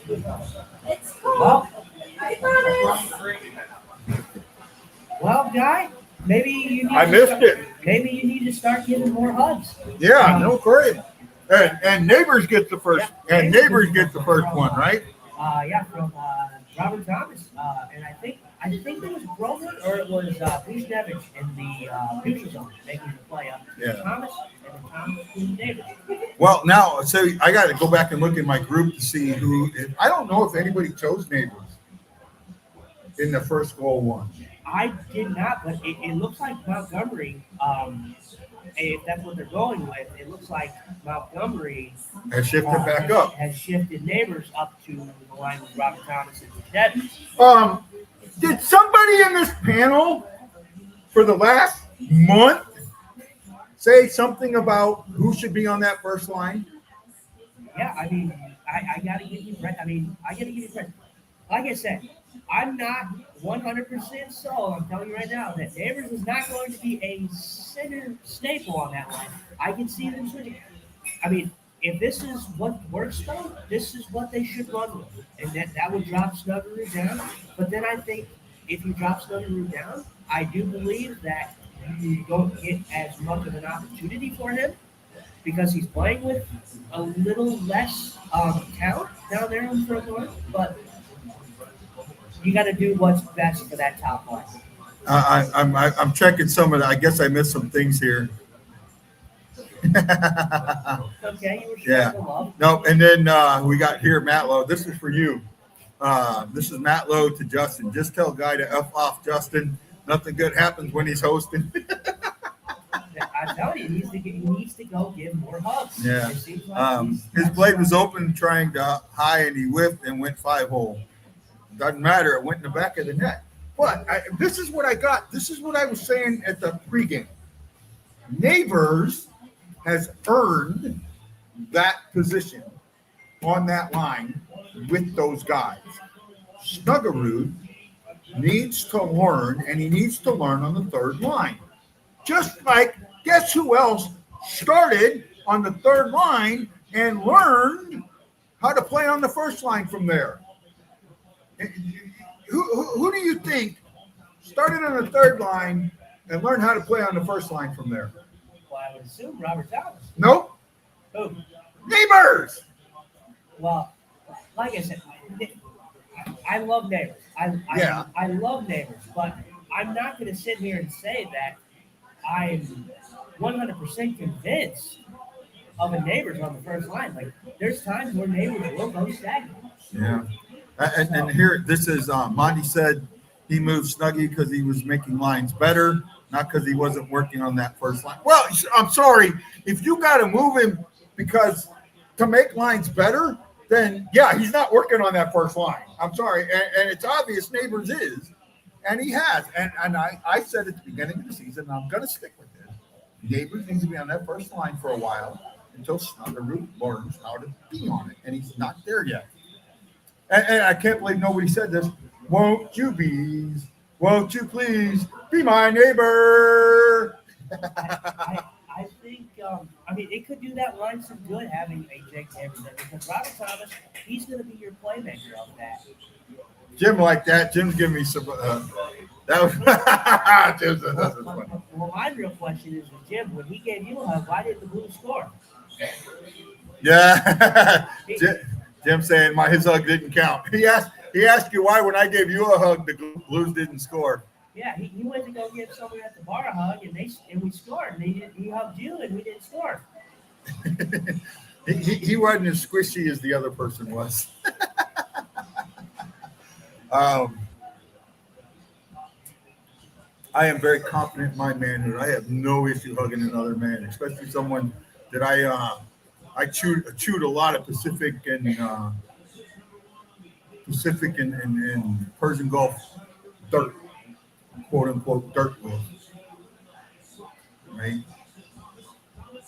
There we go, Robert Thomas. There we go. There it is. Hey. There it is. Hey, Guy, let me just stick it to you, bud. Guess who passed in that puck? Who? Jimmy Snuggeroo. Oh, did he? I believe it was Jimmy Snuggeroo who gave him the puck on that one. And that's a power play goal. I didn't even notice the Blues were on the power play. Oh, there we go. Yep, I believe it was Snuggeroo. We'll get a look at the replay here. Oh, what a spot. Oh, man. Right in Ovechkin's office. Yeah, it was Snuggie. Right in Ovechkin's office. So what did you say about Snuggeroo? Doesn't matter. I'm still not taking. I'm still standing by it. That was a power play. That wasn't 5-on-5. Big difference. Hey, well, you know what? Man, what a shot by Rob. Oh, my goodness. What a shot. Yeah. I That's your 100-point player there with 2 points in this game already. Somebody asked. You said that earlier about him getting 2 points. Yeah. Now I got to pat myself on the back. Who said Robert Thomas was going to get 2 points in this game? Me. So. But and you also said they were going to come in bunches. That came a minute and a half apart. It was a thing last season when the Blues were struggling to score, and then when they finally did break through, it seemed like they were scoring 2, 3, even 4 goals right away. Let's see who else gets it. All right. Thank you, Vitalie's Hideaway, for hosting us tonight. We greatly, greatly appreciate you. Thank you, Vitalie's Hideaway.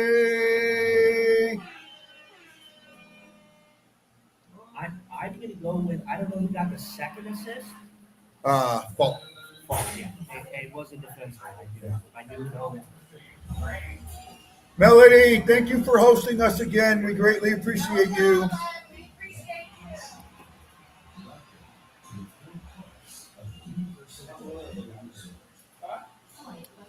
Well, Say again. I said, well, how about that? Hey, let's keep it going. Let's keep it going. You know, we play a Corey video, and then I take a break and we score. Yeah. We can use that. Someone clip it. Yeah. Oh, they want me to clip the drink. Oh, really? Yeah. Yeah. Yeah, they hit you like a ton of Brittany. You did not expect that. No. What? So if you were here and seen it,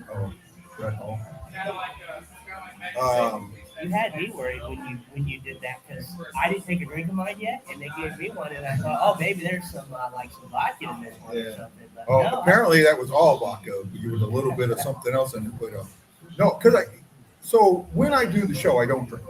Yeah. Right, and I do that on purpose. And, just want to keep my wits about me. Don't want to be one of those guys. No pissing guy off. Well, I never do that. Let's piss him off. And no, this is my buddy Matt Lowe, right? Let's piss him off and get him in a bar fight. Well, don't say that. You have to read Montgomery's quote, guy. You're wrong. Okay. I did see Montgomery's quote, and I still feel like, that's just a way of boosting Snuggerud and not making him feel like, I just did it to make the lines better, not because the kid was playing shitty, one of those type of quotes. But that's how I look at it. We read Yeah. The Legends loan card. Yeah, I didn't get to see all of it, but I saw some of it. See that chemistry? Okay, the chemistry is great when it was on the power play. What's it going to be 5-5? And now it's 2-2.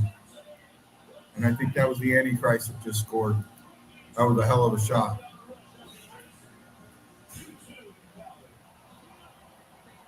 Nope. 27. Coronado with two. Good shot.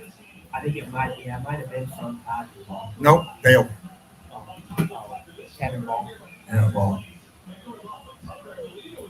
Oh. It went off the Tucker again? No. Yeah, I mean, I think it might have gone off to open the play, but no, he was just, yeah. Hoffer had no chance on that.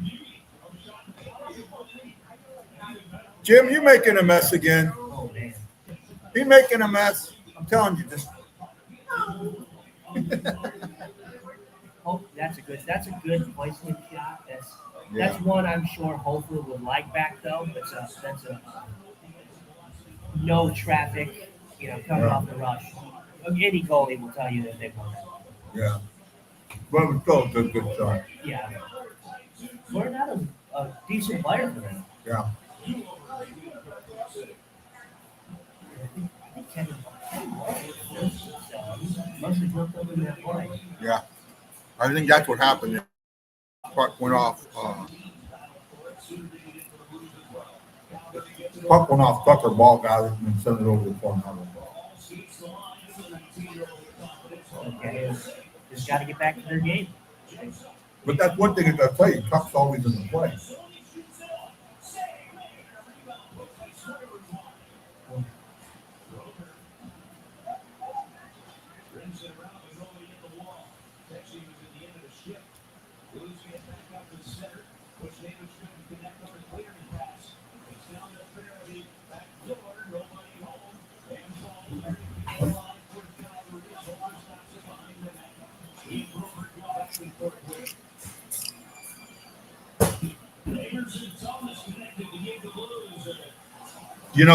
Justin, we may have to look at maybe doing one more like small show. Right? Would you be willing to do that if we could set something like that? Gas motor coats. I brought my one of my little notes up here. Oh wow, yeah, that's Midnight. over here. Let me show. This is fucking. That's some top gun shit right there, brother. Oh, that is sweet. Check that out. And see that on the camera, Justin? Well, I know Justin is blind, but I think I can get it shown on the camera here. Yeah, that is really, really sweet. I like that, man. Thank you. Hey, can I get just Sprite? Right. Just Sprite or Just Sprite. something? You didn't put nothing in mine last time, so just Sprite.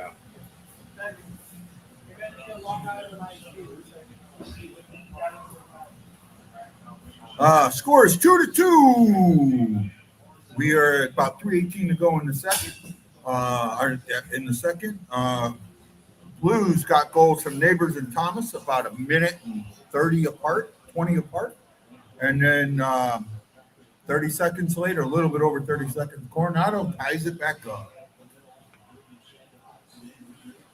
But hey, the Blues held the lead for the first time this season. They came back and held the lead. Now they got a right there. Okay, well, the Blues are getting their chances. So, Yeah. like I said, you kind of feel that momentum swing after they score. And Yeah.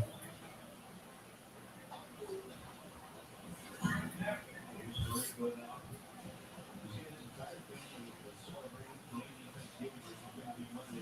would be very nice to pile one here in the last 2 years. Just to throw in the third middle. I mean, you're looking at the shots. Shots are 12 apiece, so but definitely what I wanted to see. I don't like how many shots they've given up to Calgary. Remember, coming into this game, Calgary was averaging 20 shots a game, and they've already taken 21 this game. So we're giving them a lot more shots. And again, yes, a lot of them came on the power play. Yeah, I mean, like I said, I'm not going to harp too much on it. When you give a team, how many power plays have they had this year? 5. Well, in the whole game, they've had 5. They've had 3 in this period. Yeah, 3 in this period. So 3. So, if I'm the coach, and you have 3 power plays, you better be out shooting that team. No exception. Yeah. Well, I'm with you. And the one they were handed, because I don't think the Thomas one was very good. Oh, man, so close. Man, that catfish was good. Really, really good. I'm choking on it.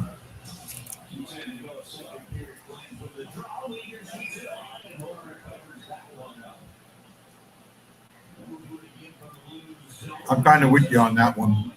Chris says Kessler needs to play next act. Why he wasn't playing in this game? If I was Montgomery, I would think that the change should have happened tonight or today. And, instead of, if you're going to play him against Vancouver. Vancouver's a lot faster of a team. So I think Kessler might actually struggle.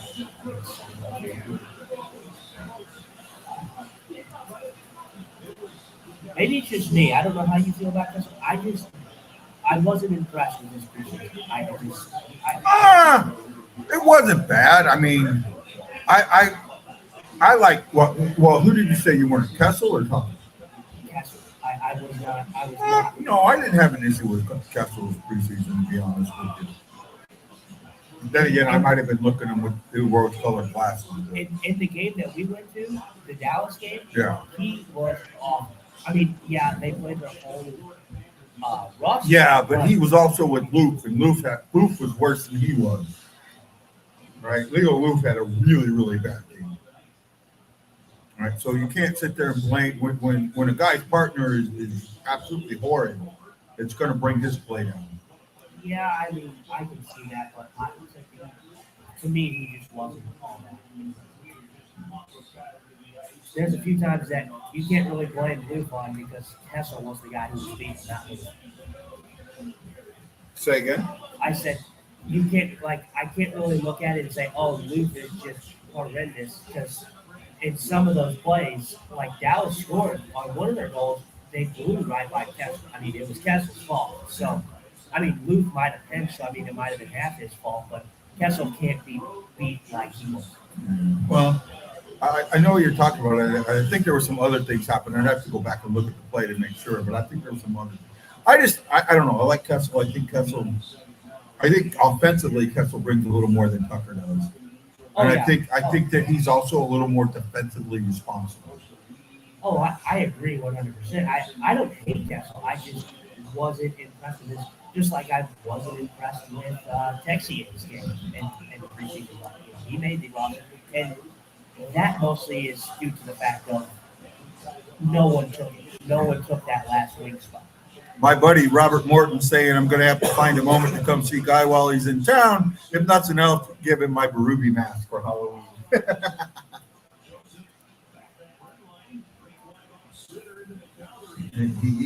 He was one of the when all that stuff was going on. I was putting the blame squarely on Berube, and he was putting it on the players. And we had numerous discussions about player versus coach.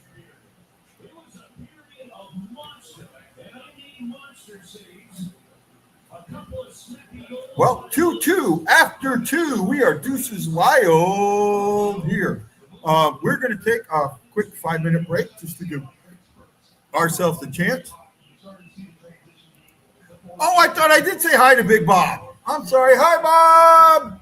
How are the boys? We'll take care of that right now. Let's take care of that right now before I take my break.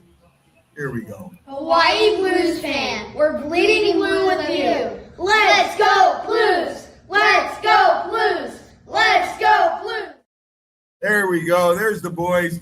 Okay, guys, we're going to take a quick 5-minute break. We'll be back, and we'll talk about the second intermission. Love ya! See you shortly.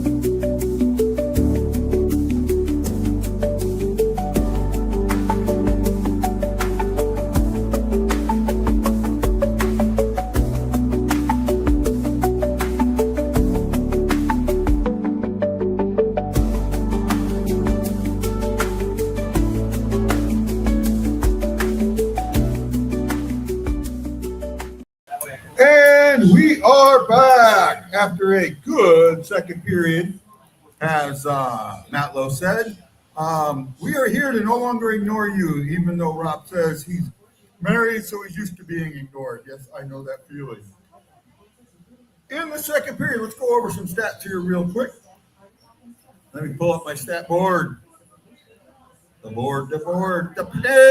plane.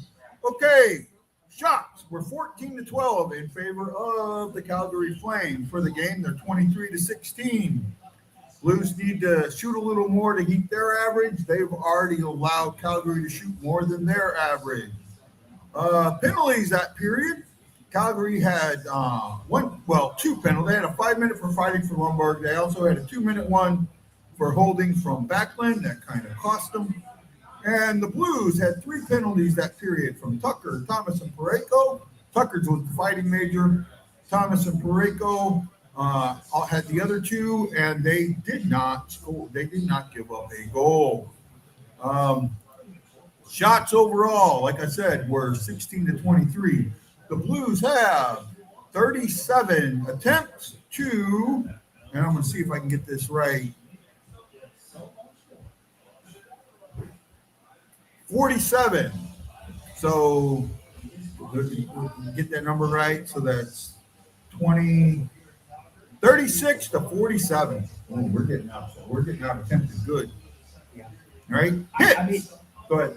No, I mean, like I said, I hate to do it, but I mean, it all comes down to the fact of Calgary having 5 power plays. I mean, any team that gets power plays like that, you're going to get shot opportunities. It's just going to happen.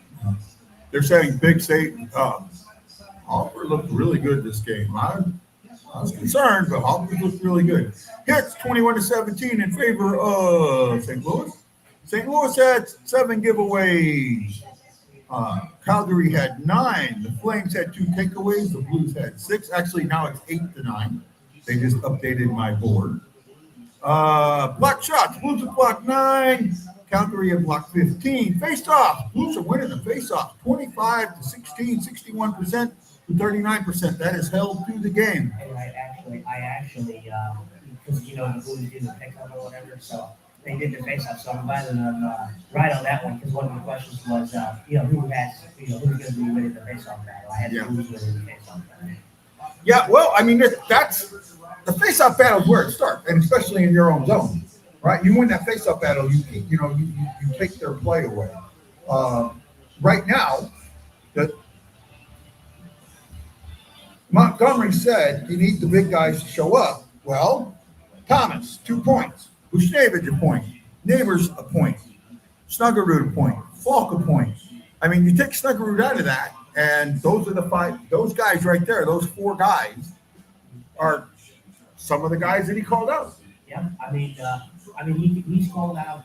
He called out the Kyrie line as well. Yeah. Like you said, he pretty much called out the whole team. He called out the veterans. Yeah. He called out all the veterans. Called out the veterans. And I am not worried at all about the Holloway Kyrie line. They will get going. I believe it wholeheartedly. They will get going.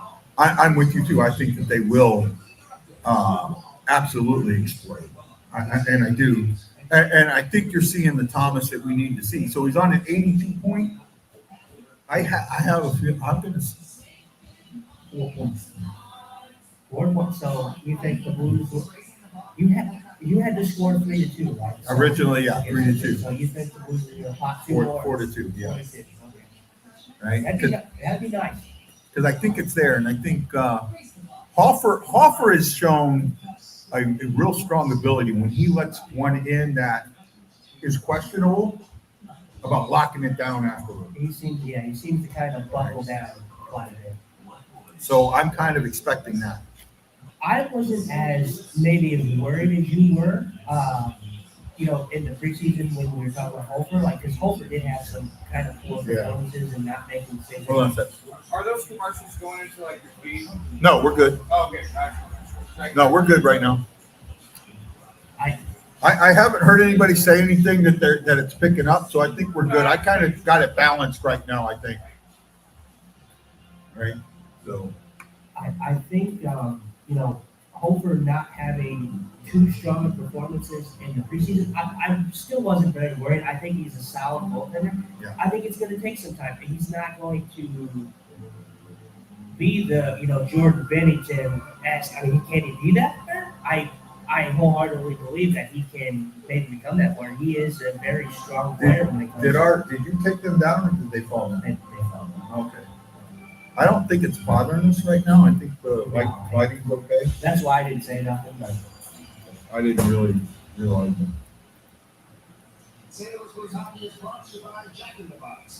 Oh yeah, that's fine. It's not giving too much away.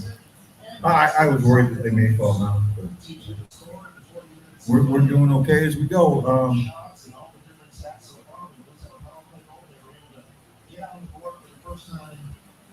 So they've given up a halfway goal this game.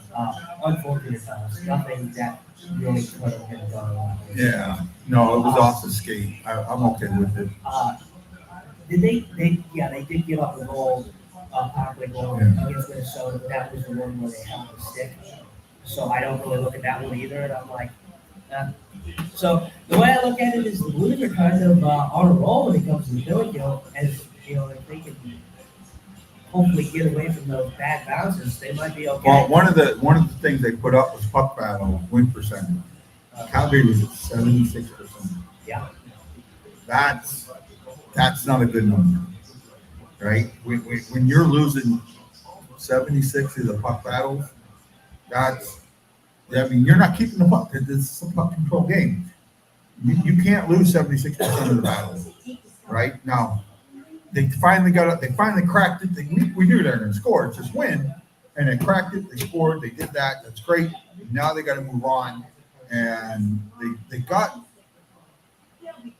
they took a lead, but they didn't hold it. Remember I said 3 minutes? That's the answer time? Yeah. That's what Calgary did. They answered in what? 25, 35, 45, 55, 32 seconds. Yeah. Right? And within 32 seconds, they answered back. And that right there took all the Blues momentum away. So this is basically when the puck drops to 0-0. Yep. And you have 20 minutes to control the game. Right? I'm not going to say that it's a must-win because, it's only game 2 of the season, but the Blues need this win. They need to win. If they get this win, I believe that it's going to start propelling them. It's not a must-win per se, but it's you need to win. Yeah. You need to beat teams. If you're going to make the playoffs, if you're going to make a push for the playoffs, you need to beat teams like that. Well, what comes down more than anything else is how the first game started. You got embarrassed. You can't turn around and get embarrassed again, right? You got and this is a team whose number you held for a while. So if that's the case, you got to use it that way, right? I like how you G-rated that. I'm not sure what did I G-rate? I don't know. I probably did G-rate something. I don't know. For me, right now, as we go into this third period, I want to see them come out and say and just control the game. Take the game away from Calgary. Because really, if you look at this, I think Calgary's controlled the game a lot more than St. Louis. Right? I think the Flames have done a hell of a job of controlling the game. They got the first goal, and they held on to that for a while, and they've been showing some strength. Tuck's fight may have changed the momentum a little bit, but Calgary definitely got the momentum back with that late goal. So at this point, it's all going to come down to who controls, especially the first 4 to 5 minutes. And I think it got to be St. Louis. If they do not control the next 5 minutes, this game will get out of hand. Yeah. They need to control it, and this game's going to come down to who just strictly just wants it more. Who's going to want it more? Yeah, they're talking about Neighbors, and Neighbors is definitely transitioned into a veteran. And he's been the guy that we're hoping he would be, and I love it. He's a fan favorite. Oh, yeah. When people ask, who defended Blue, it's Jake Davis. His name gets up there, yep. Right? His name gets up there. Well, we get ready for puck drop. Here we go, puck drop. Let's see what happened.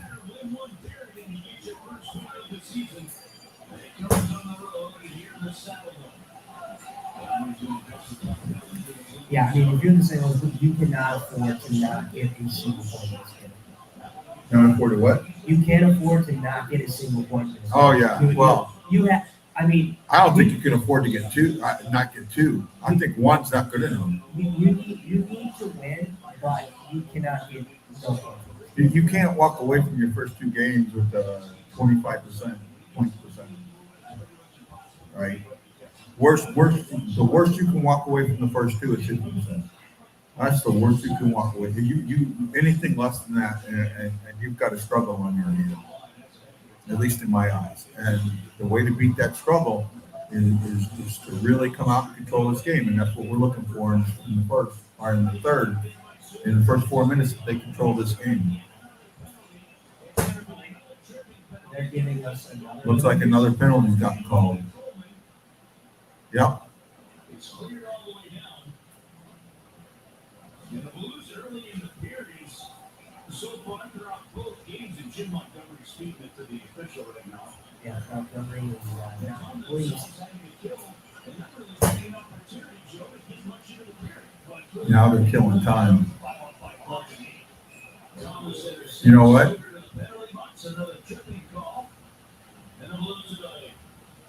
Who's going in the box? Suter. Yeah. He did not like that. They got. I mean, they got. The Blues have never. What did I say was going to happen this game? What was my way out prediction? Short-handed goal. Yeah. That would be nice. I'm calling it now. Shorty by 2. I can't remember the last time the Blues have taken 6 penalties in a single game. They need to put the whistle away. This game is play out here. Yeah, it is. And that's 6 penalties. Calgary getting 15 power plays in the first 3 games of the season is just unacceptable. I mean, just unacceptable. 17 minutes of power play or penalties. 17 already. Now Calgary's got 11, so. Yeah. But they were up there to begin with. We're going to slip down that list. That's for sure.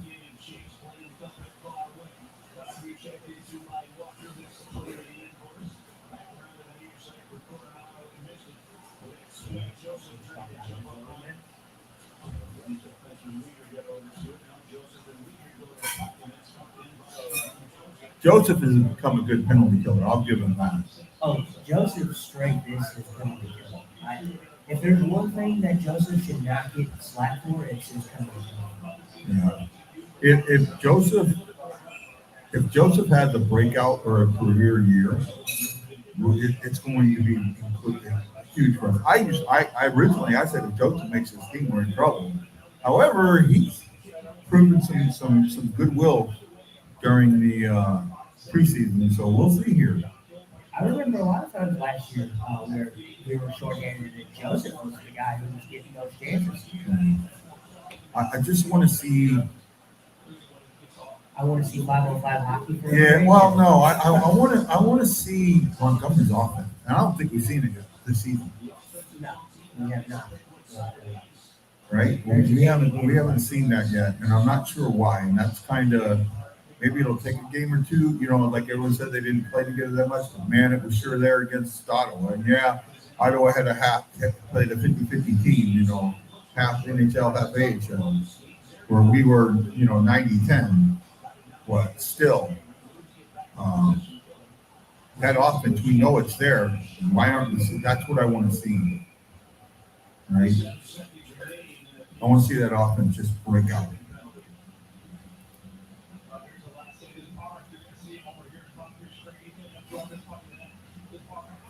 Jim Brand, thank you. Nick Lang, thank you.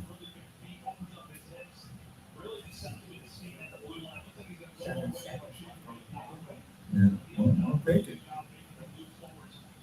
Take another good kill. I mean, 1 for 6, that's like what? That 20%? No, better than 20%. It's like 17% or something, 15%. You know, so that's like 85. They're like 85% on the kill.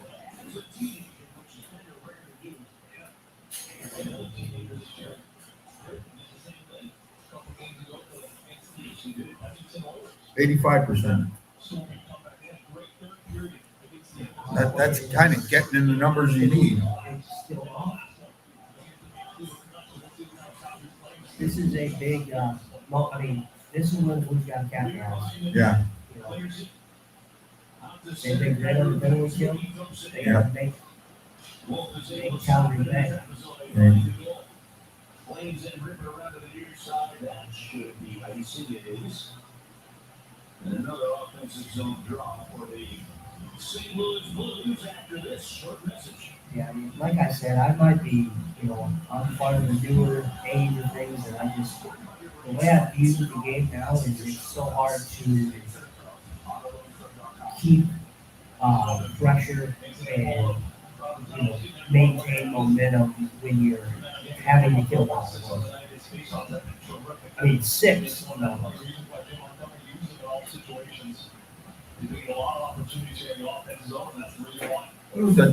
Let's get go Blues. I had a Let's Go Blues on here, but I guess I took it off.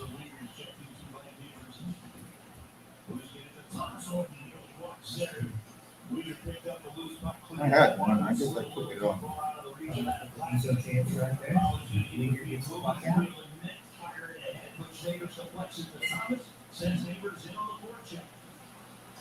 He's keeping that line together. Oh, another high stick. Bruce Davis going back to the box. I can't put Jason. I'm hoping you're not hearing the game over my mic. If you are, I need to change that. He said I can't hear the game. Do you mean you can hear the game or what? Explain to me what you're doing there, Jason. Give me a little more information.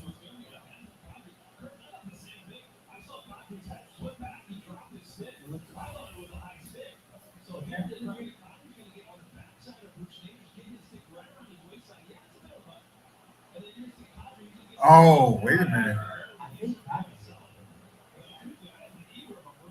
Yeah, that may have changed up.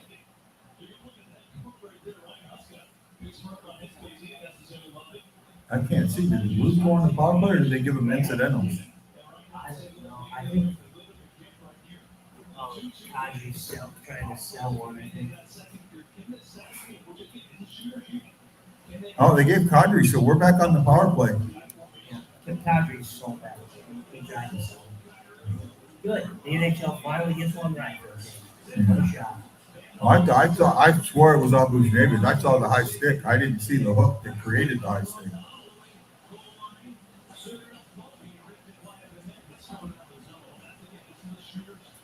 Good puck movement on that.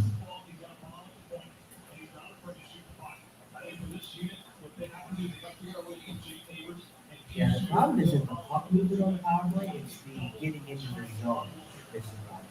That might be something with them. No, you should not be hearing the game through my mics. I hope you do not hear the game through my mics. And if you do, it might be like. But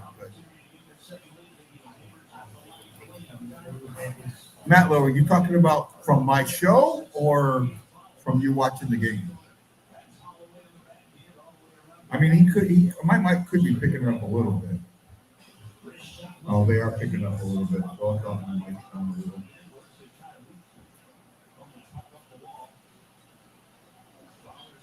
Yeah, you might pick up some. Hopefully, like we're over it. So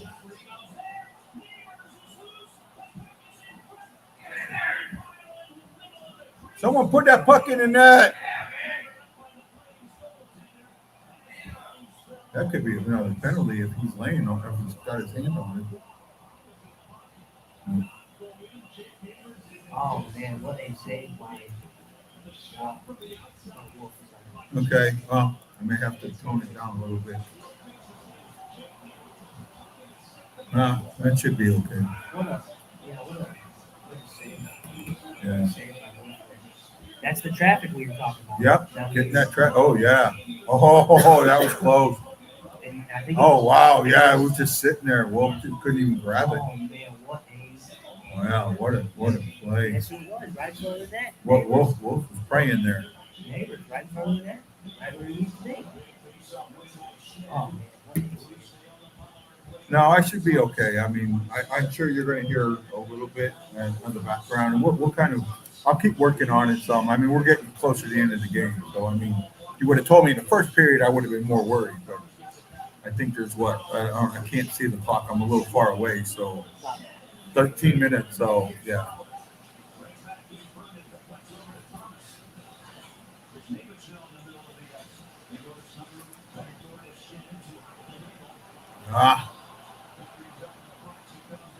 Dodgers out of the box, so Calgary killed that off.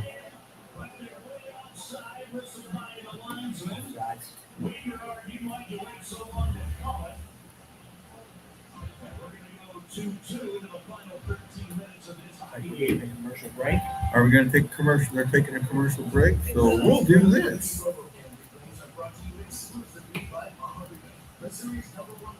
Our good friends at the BlueNote Fan Report are taking the show live. Guy and Justin will be holding live shows on the following dates. Today, October 11th, it's a live game day show against the Calgary Flames in Warden, Illinois at the Vitale Hideaway. October 19th, in Maplewood, Missouri at Cusimano's Bar and Grill. And October 25th, it's another live game day show against the Detroit Red Wings in Cedar Hill at the Elks Lodge. Hope you guys will support a great show and great people. Love you guys. Let's go Blues. I can't thank him enough for that. I know you're the Our one. good friends at the BlueNote Fan Report are. I greatly appreciate you for doing that. Are you taking off, Jim? Bathroom? Okay. Head? I should say head. Say again? Our mics are not. Oh. Okay, I'm sitting here talking to him and the mics are off. I want to thank Justin for, I mean, Corey did that because of Justin. Justin's got a really good relationship with him, and asked him to do that for us, and I greatly appreciate that. Thank you, Corey. We love you, man. Thank you so much. Get back to the comments. All right, appreciate all of the likes and loves. We got hearts from Jim Brand, Nick Lang, Gabe Overture, Joseph Trigg, and E. Guido, and we got thumbs up from Aaron Nels, Jason Nichols, JJ, John Hefner, Sammy Helms, and Bobby N. Thank you.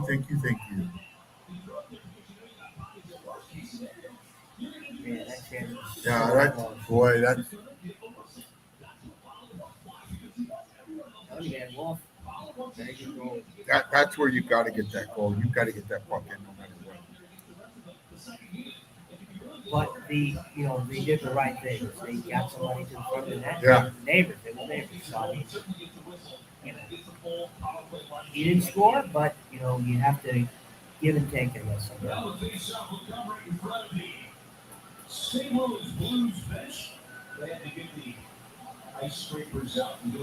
I turned the volume up here so I could hear it a little better, and that's why you're picking it up on the mics a little more this period.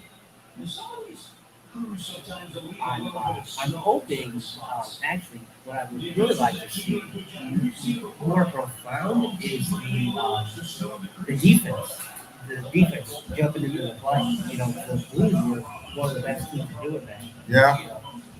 Yeah, haven't seen a lot of that. Really haven't. I mean, you got 1 point from fault, but that was the power play too, right? Yeah, I mean, the typical, get in, where the defenseman is, even behind the net, circling around, like that's getting the defense involved.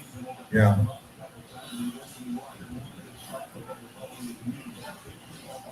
Right now, I think it's going to be a dirty. This is the next goal wins game, and I think it's going to be a dirty goal on either side. Yeah, it kind of feels that way, huh?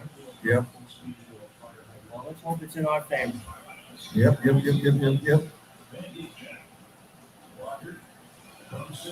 I mean, this team is. I look at it and I go, you know what Snuggledy is or supposed to be.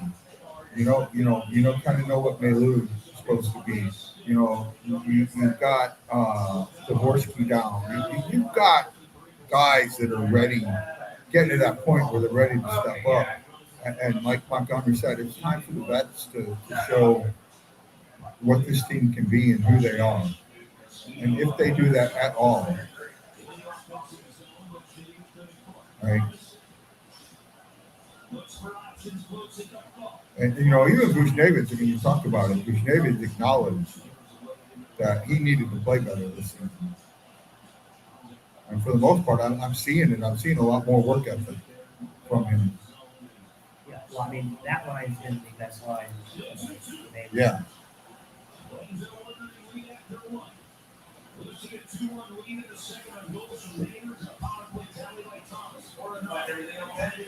Yeah, I think I got it toned down a little bit now so you're not hearing it.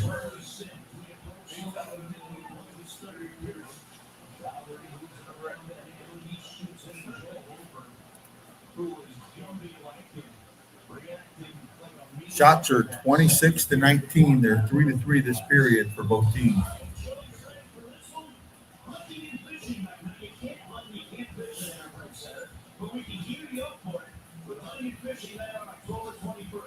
You purchase a theme night, you can get one of those 2 hats. One of them's with the orange, or you get the camo one, which we know that for hunters you can wear that stuff to prom if you like. You can get it all. Fishing nights. Yeah, we've been talking. Yeah, I know. I looked at it, the amount that they up those tickets. I just can't do it, man. I know it's crazy. I don't like when they do the Theme night, like they do the theme nights, but then they get some games on the giveaways. Promotion nights, yeah. So Or the giveaways, yeah. I mean, I understand why they do it, and I get it. And the proceeds are supposed to go to charity and all that, but it just feels like you're taking something away from the fans. You're making people pay. That used to be something. That was sponsored, and now it's still sponsored, but you're still making them pay for it. And that doesn't feel correct on me.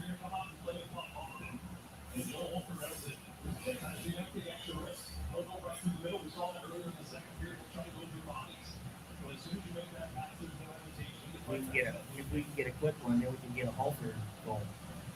Yeah, that would. I wish. Yeah. I want to see that second line do something, but I figured that they would come out flying. I figured that Hideaway would actually get noticed in this game. He's actually been pretty good. I can't see them going more than if they don't score. Like the farthest I could see them both not getting on the score sheet would be the Chicago game. By that point, if they don't have goals, then you need to look at changing something. After the Chicago game, if they don't have goals, then you need to change something.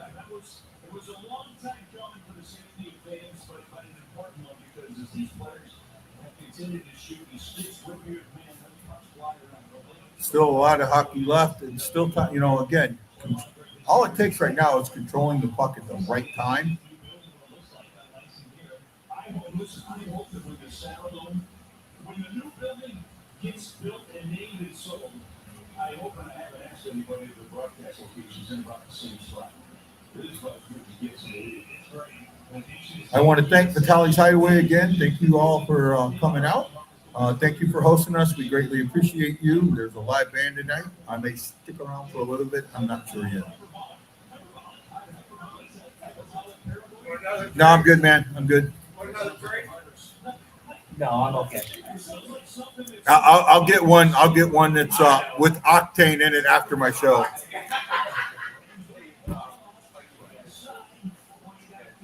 Get one ready.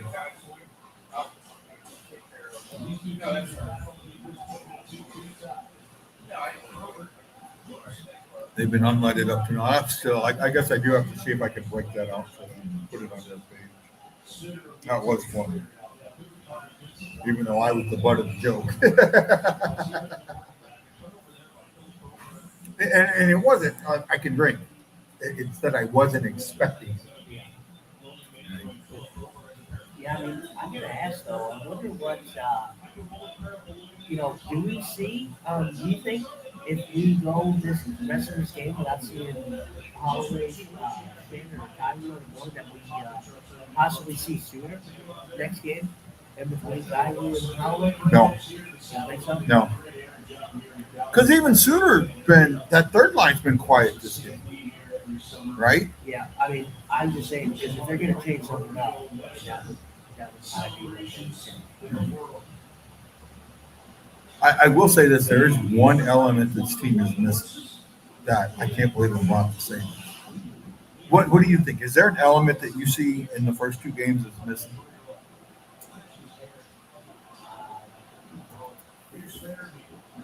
I mean, I would say urgency, maybe. No, I mean urgency, yeah, but there's something else missing, and it's kind of obvious, right? Even with what's happened in this game, I still think it's kind of obvious, right? I may be wrong, but I think that they're lacking toughness, even with the hits they've had, but they're still a good tough team controls the puck, and their hits seem to be great. They're a hit, but it's late or it's after or it's not. They're not controlling the puck. That was a close chance for the Tigers right there. Yeah, I mean, I guess I can see that. I mean, Colton Branco started this game being physical, so I mean, I haven't seen. I can't. I mean, maybe not.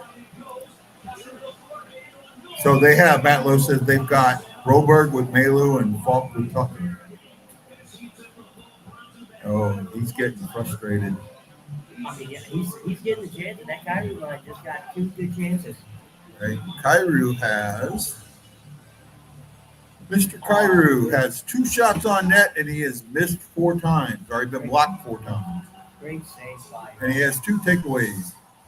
Great save by Wolf. Yeah.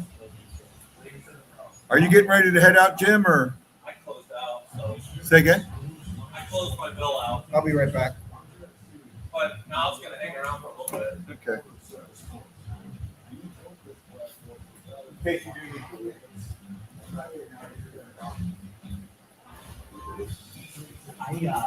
I actually don't hate that. I would love to see Jamie.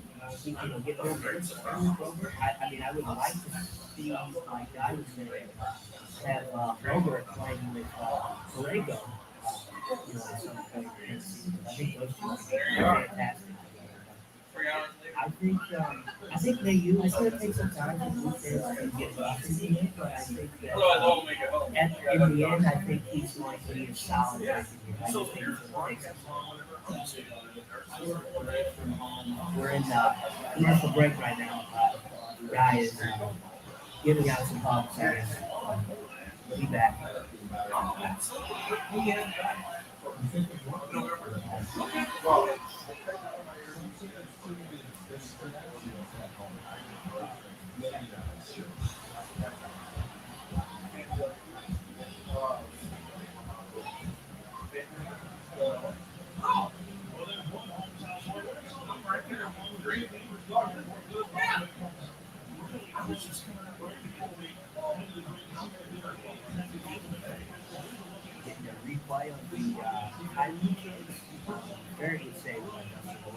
My buddy lives in. My buddy Chris Johnson lives in that area.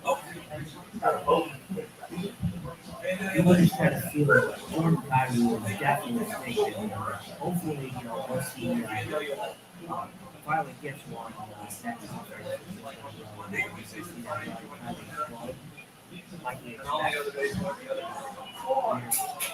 and we score! The Blues!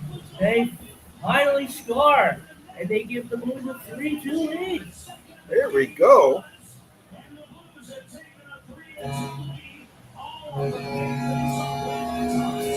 Wow, what a shot.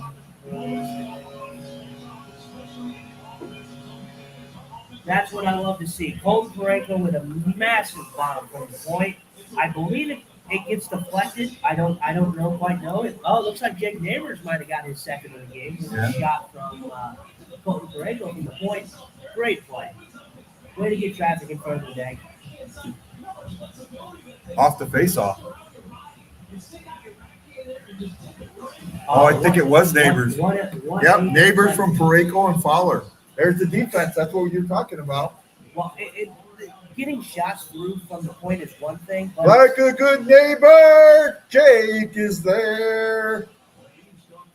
yeah, what a deflection by Jake Davis. Yeah. I mean, what a heads up play though by Colton Borrego just Yeah. throw that on net. Well, Fowler got it to him, and he sent it right down the net where Neighbors was, and Neighbors being Johnny on the spot. That's what it takes. But now it's now you're going to get that urgency from Calgary. Can you beat that? Can you control that? Can you bend but not break? And that's where the importance comes down. Can they bend and not break? Right?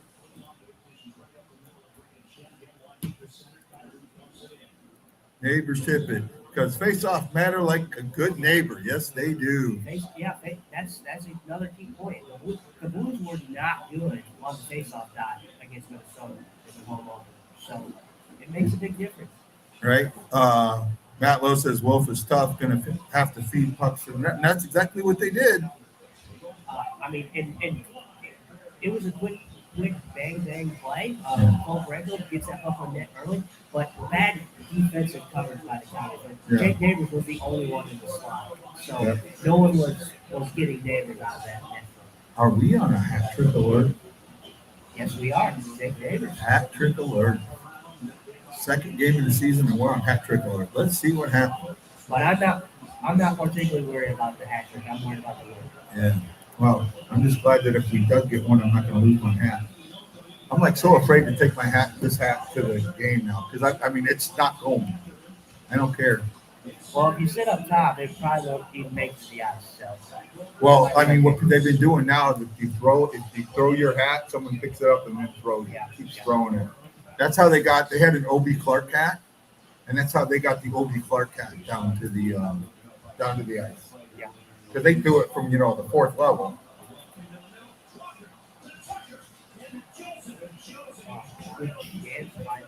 Yeah. He scores! Who was that? It looks like Tyler Tucker. No, Suter.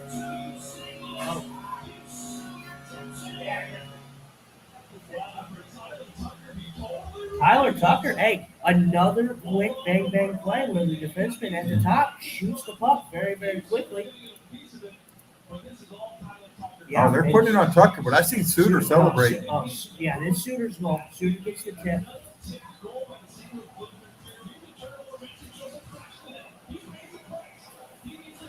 you go. That's what Yep. you love to see. So now you know what. Remember what I said? I said two things were missing. I said, "Where's Montgomery's offense?" Now you're seeing it, right? And the other thing I said was missing was toughness. Now you're starting to see it. Winning those face-off battles. I mean, like I said, Winning those puck battles. You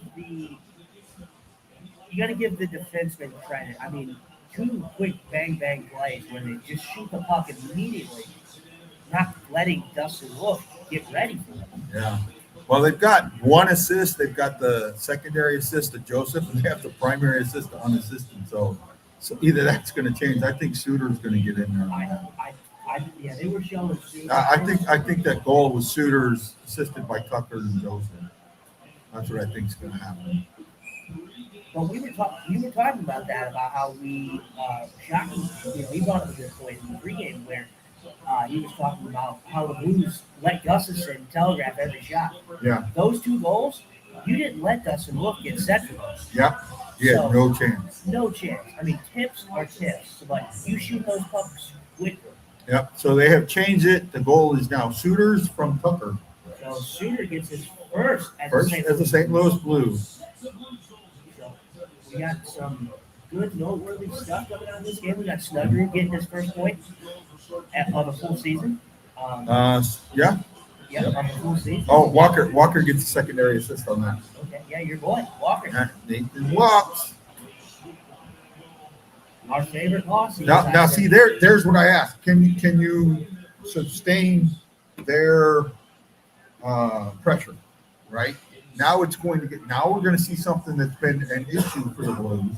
We'll see it here in the next minute or two. 6-on-5, 6-on-5. Right? You know how we ended last season because of 6-on-5. So now, how do you handle that 6-on-5 the right way? Can they handle that 6-on-5 the right way? Can they get the puck cleared? Can they get the puck in the net? Yeah, and I think it's. I think I view it in two different ways. I see the Blues. I would really love to see them be a, keep on the pressure type team where they don't just back off like they normally do. And like I said, how they ended the last season disappointingly. But I would like them to do what Colorado does. When Colorado's down in the game, they just keep coming, even if they're up, they just keep coming. They keep going. And I will say that the counterpoint to that is Colorado has two superstars. Yeah. So, although don't get me wrong, I'm not making an excuse. Robert Thomas, he's an elite player. I love him. Jordan Kyrou, fantastic. But those two players are not Nathan McKinnon and they're not Kalen Clark. No. But any team, if they're willing to, is able to keep the pressure. It's the Mike Martz offense, right? In the NFL, the greatest show on turf. Dick Vermeil would tell Martz all the time, it's 0-0. Even after a touch, it's 0-0. So he always played as if the other team they hadn't scored. Colorado plays the same way, as if they hadn't scored. The problem with that is that Colorado doesn't have a real defense, a goaltending defense that can prevent the game from going 6-4, right? Yeah. It looks like we're coming back from a break. I believe this might be our last break. Yeah, it should be. It should be our last break before I'm at 5:23. I don't see another commercial break coming. No, unless no, I don't think so. So you should have us for the rest of the game, my friends. Right? The not scoring on a 5-on-3 power play is striking again. Did they have a 5-on-3? I think Calgary had it. Calgary? They had a short one if they had one. Yeah, it was probably very, very short. Calgary going, first of all, Calgary having 6 power plays is just utterly ridiculous. Yeah. Right? But if you're Calgary and you're the head coach, Ryan Huska, I mean, you got to be thinking to yourself, like, we've had 6 power plays, and you guys have only scored on one, and the one you score on is a lucky bounce. Yeah. I mean, that's just not going to cut it. Well, Shockey's talking about the possible 5-on-3, and I'm trying to look at this penalty. So I don't see where the 5. I think we had did we have a 5-on-3 for a little bit? No. I don't remember ever seeing. No, we didn't. And if there was one in this game, it was very abbreviated. Oh no, there was one. Second period, Tucker had his penalty at 3:24. Oh, that one. Never mind. 350, 450, 550. So yeah, there was when Parayko took his holding. They had a 5-on-3 for about 20 seconds. Or 12 seconds. For 12 seconds. They had one for 12 seconds. Yeah, I mean, that's enough time to get a goal. Yeah. But not really. It's when you have closer to that. No, I think it was like 12. I just looked at it. I think it was about 12 seconds. I don't think it was as long as you think it was. Yeah, it was very abbreviated. I would have remembered a 5-on-3. Yeah, so Thomas went off at the 350 mark. So that means he would have came back on at 550. Parayko went off at the 538 mark. So that means it was 12 seconds. All right, 38, 48, 50. So 12 seconds. So that was the one there. It was only about 12 seconds. I mean, case in point, the Calgary Flames have had 6 power plays. Only scoring on one is not good enough. I agree with you, my friend. I agree with the you. one goal that they scored was off their own job.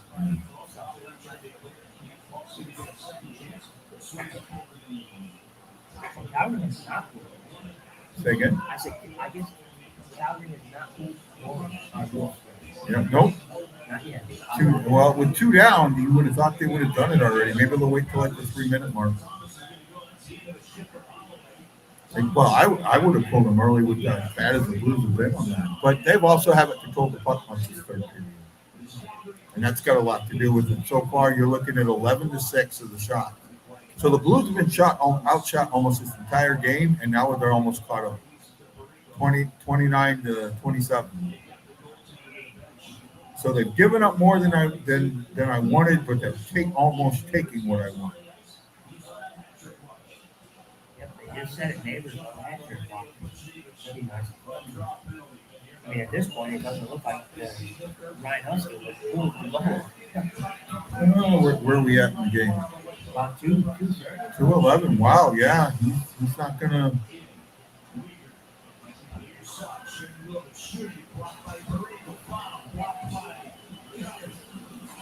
Oh, no, it's empty net now. He pulled them.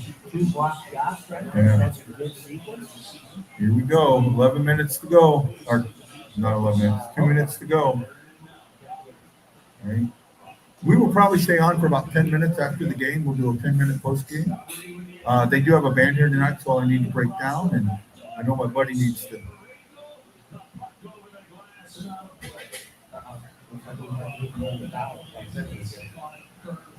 I hope not.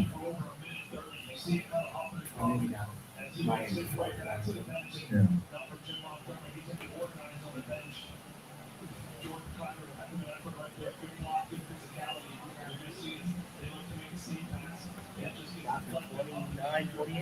Yep.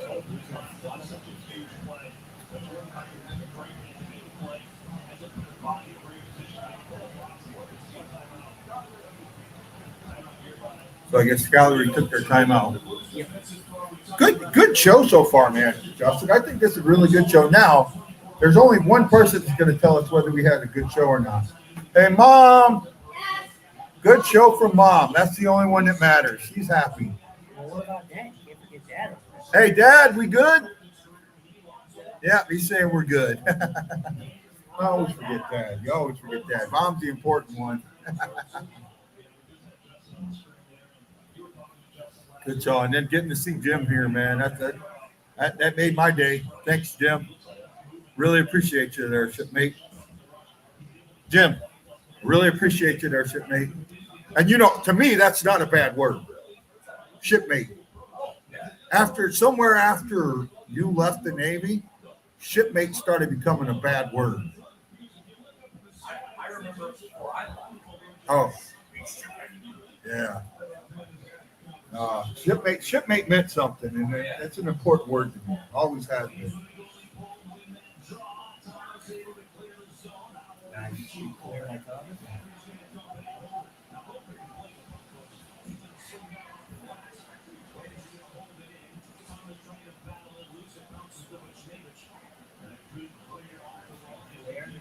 Well, I mean, if you make them reset, that's fine. That's 15, 20 seconds. It's 10 seconds.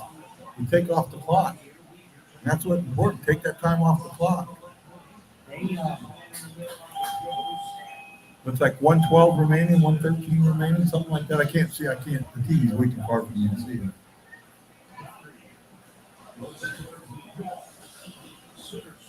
I'm not getting excited. I learned my lesson at the Winnipeg game. I mean, just you've seen that video. There's, like I said, there's so much that goes into that Winnipeg. I mean, we talk about that. Yeah. I'm sorry, I put that on Bush Navy so much. If he would have just put that in the air with some backspin, we win that game. Yeah, it was a poor decision.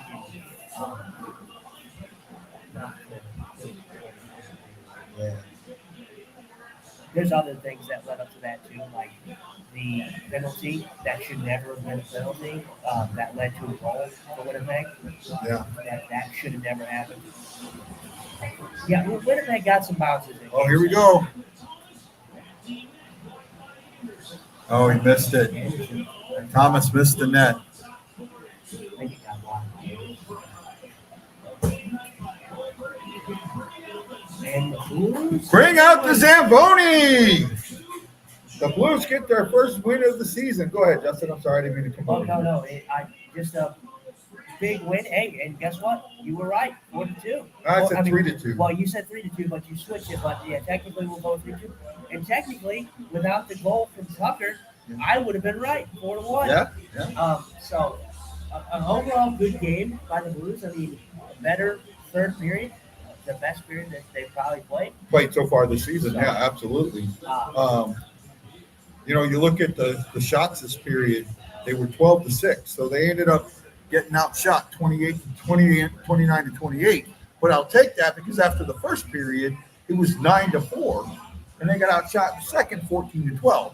So to come back to that point, and then a tie game, when you're trailing in the third, you have to outshoot the opponent. Yeah. Period. The Blues didn't do that against the Wild. But here, a tie game, and they go and outshoot them. And they also kept the pressure on Wolf. They got 2 face-off wins that led to goals. They got blasts from defensemen getting involved in play. Defensemen had 4 points, if I remember right. 4 points. So Falk, Parayko, Fowler, and Tucker all got points, right? Yeah. That's 4 points from your defenseman. I'll take that all day long. And it's it's kind of what we talked about. It's they weren't letting Wolf, especially the last 2 goals. They did not let Dustin Wolf get prepared for the shots. I mean, they were deflecting. So even if he was set, those are hard saves. As for I went over my predictions on who I expected to be the player of the game. I had Colton Parayko, and I don't necessarily know if he was the player of the game, but he was an impact in this game. So he did get a point. Great shot from him at the point. I would say your player of the game is probably going to be Jake Neighbors. So the number 3 star is Coronado with 2 goals. The number 1 star with 27 of 29, Joel Hoffer, and the number 1 star with 2 goals, and I think the game winner. Yes. Right? Yep. The game. Yep. Jake, won't you be my neighbors? Actually, yeah, he did. Yeah. Right? First and third goal, he gets the game winner, and that's the way you start it. He is a veteran now. He was called a veteran, and I think he stepped up. And this is why I say he needs to be on the first line, because he is a veteran who earned it. I think after this game, I think that's probably the direction that we're going to see coming into the next game. We probably start with Neighbors on that top line, which is a smart move. Because the way I think about it is I can see your perspective of having someone like Jimmy Snugger earning, that top line spot. But as of right now, Neighbors, he can be that net front guy on that line. While Thomas can dish the puck to him and Buchnevich. Yep. We need Buchnevich to be good. I mean, in that line, all around was good, no matter what. So if we get Buchnevich popping some goals from Thomas, with his elite passing and Neighbors being a net front presence, that could be a dangerous line right now. Don't feel like doing a little dance, guy. Not today, buddy. Tucker had 2 on offer, too. Yeah. Actually, I only think he deflected 1. Again, you can't fault the guy. It happened. I mean, it happened. Sister Jay says, we'll take it. I'm with you there. My player of the game is going. So it would be a toss-up between Hoffer and Neighbors, right? I'm going to lean towards Neighbors. The 2 goals, the game winner, the showing that he's a veteran. But Hoffer just showed you he's a vet too. Yeah, And he's in his 2nd year or 3rd year. Yeah, I mean, Holfer, I'm not worried about Holfer. Like I said, left little to be desired. But I'm not worried about Holfer. I'm going to go with Jake Neighbors for the point, for the player of the game.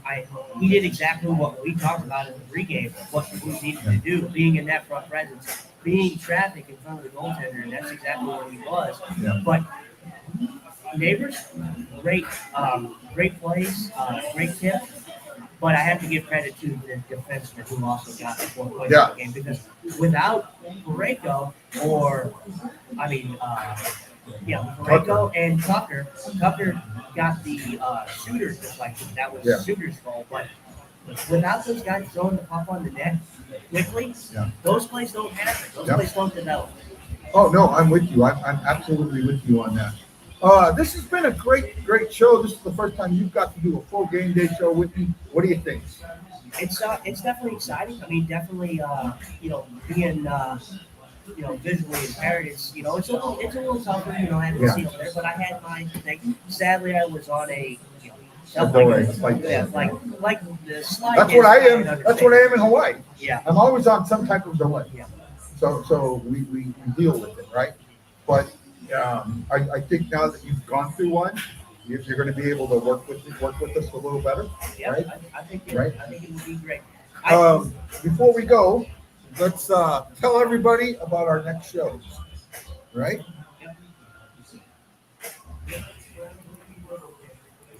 Taking the show live. Guy and Justin will be holding live shows on the following dates. Today, October 11th, it's a live game day show against the Calgary Flames in Warden, Illinois at the Vitale Hideaway. October 19th in Maplewood, Missouri at Cusimano's Bar and Grill. And October 25th, it's another live game day show against the Detroit Red Wings in Cedar Hill at the Elks Lodge. Hope you guys will support a great show and great people. Love you guys. Let's go Blues. Well, I really appreciate that, Corey. I really, really do. The show at Maplewood is at 5 p.m. on Sunday, a week from tomorrow. And then I don't remember. I think the show is at 5 on. It's either 5 or 6 at the I think it's 5 because I think the game starts at 6. Right? Why can't I find what I need to find? Dun, dun, dun, dun, dun, dun, dun, give me dun, dun. I believe the game is at 6. Game's at 6, so the show's at 5. We're doing an hour show because that's a special thing. So and we got our show on Monday that we're going to do. Monday, yes, the game day. Tomorrow we will be doing. Now tomorrow is not a live show, right? Tomorrow's studio show. It's just I'm going to be on location. You're going to be in your studio. Well, Monday. So Monday, yeah. Right? And then tomorrow. If you are around, check my page. I'm not going to put out the information public like on this because it's not right. Check out my page of the BlueNote Fan Report for Roland's funeral information. There's tomorrow visitation at noon. The memorial service is at 2. If you come and you're a member of my group, please bring a Blues jersey. We have something that we're going to do. Guys, thank you so much for showing up. Justin, any last words? Well, the Blues got the first one of the season, and I think we were all worried for nothing, if I'm honest. But let's go Blues. Well, I don't know if we were all worried for nothing per se. I think that the worry was real, and it had a right to be there. What we did get shown was, it is? 1 2 1 2. There you go. Okay. What we did get shown was that they know how to come back. That they have the wherewithal to come back. I mean, they were down 1-0. They made it 2-1, got tied back up, and then when they needed to be that team, they were that team. So let's just go from there. And we will see you guys all Monday as the Blues will take on the Vancouver Canucks on Columbus Day, or known up in Canada, Canadian Thanksgiving. I will see you guys on Tuesday. Thank you so much. Excuse me. I hope Martin's still watching because there's only one way to end this show. It's cutting in and out. I don't know why. Okay. I think that's why my cord was coming out. Okay, so there's only one way to end this show. It's doing it again? Oh, there we go, because I had it turned off. I'm Justin. Yeah, I had it turned off. Okay, only one way to end this show. And if I can find it, here we go. What are you wearing? A Canadian tuxedo. And I'm a hockey player. Let's go Blues. Let's go Blues. Let's go Blues. This is Guy and Justin saying aloha and mahalo, and we'll see you on Monday night for the Blues versus the Calgary Canucks for a game day show. Hawaii Blues fan, we're bleeding blue with you. Let's go Blues! Let's go Blues! Let's go Blues! Aloha!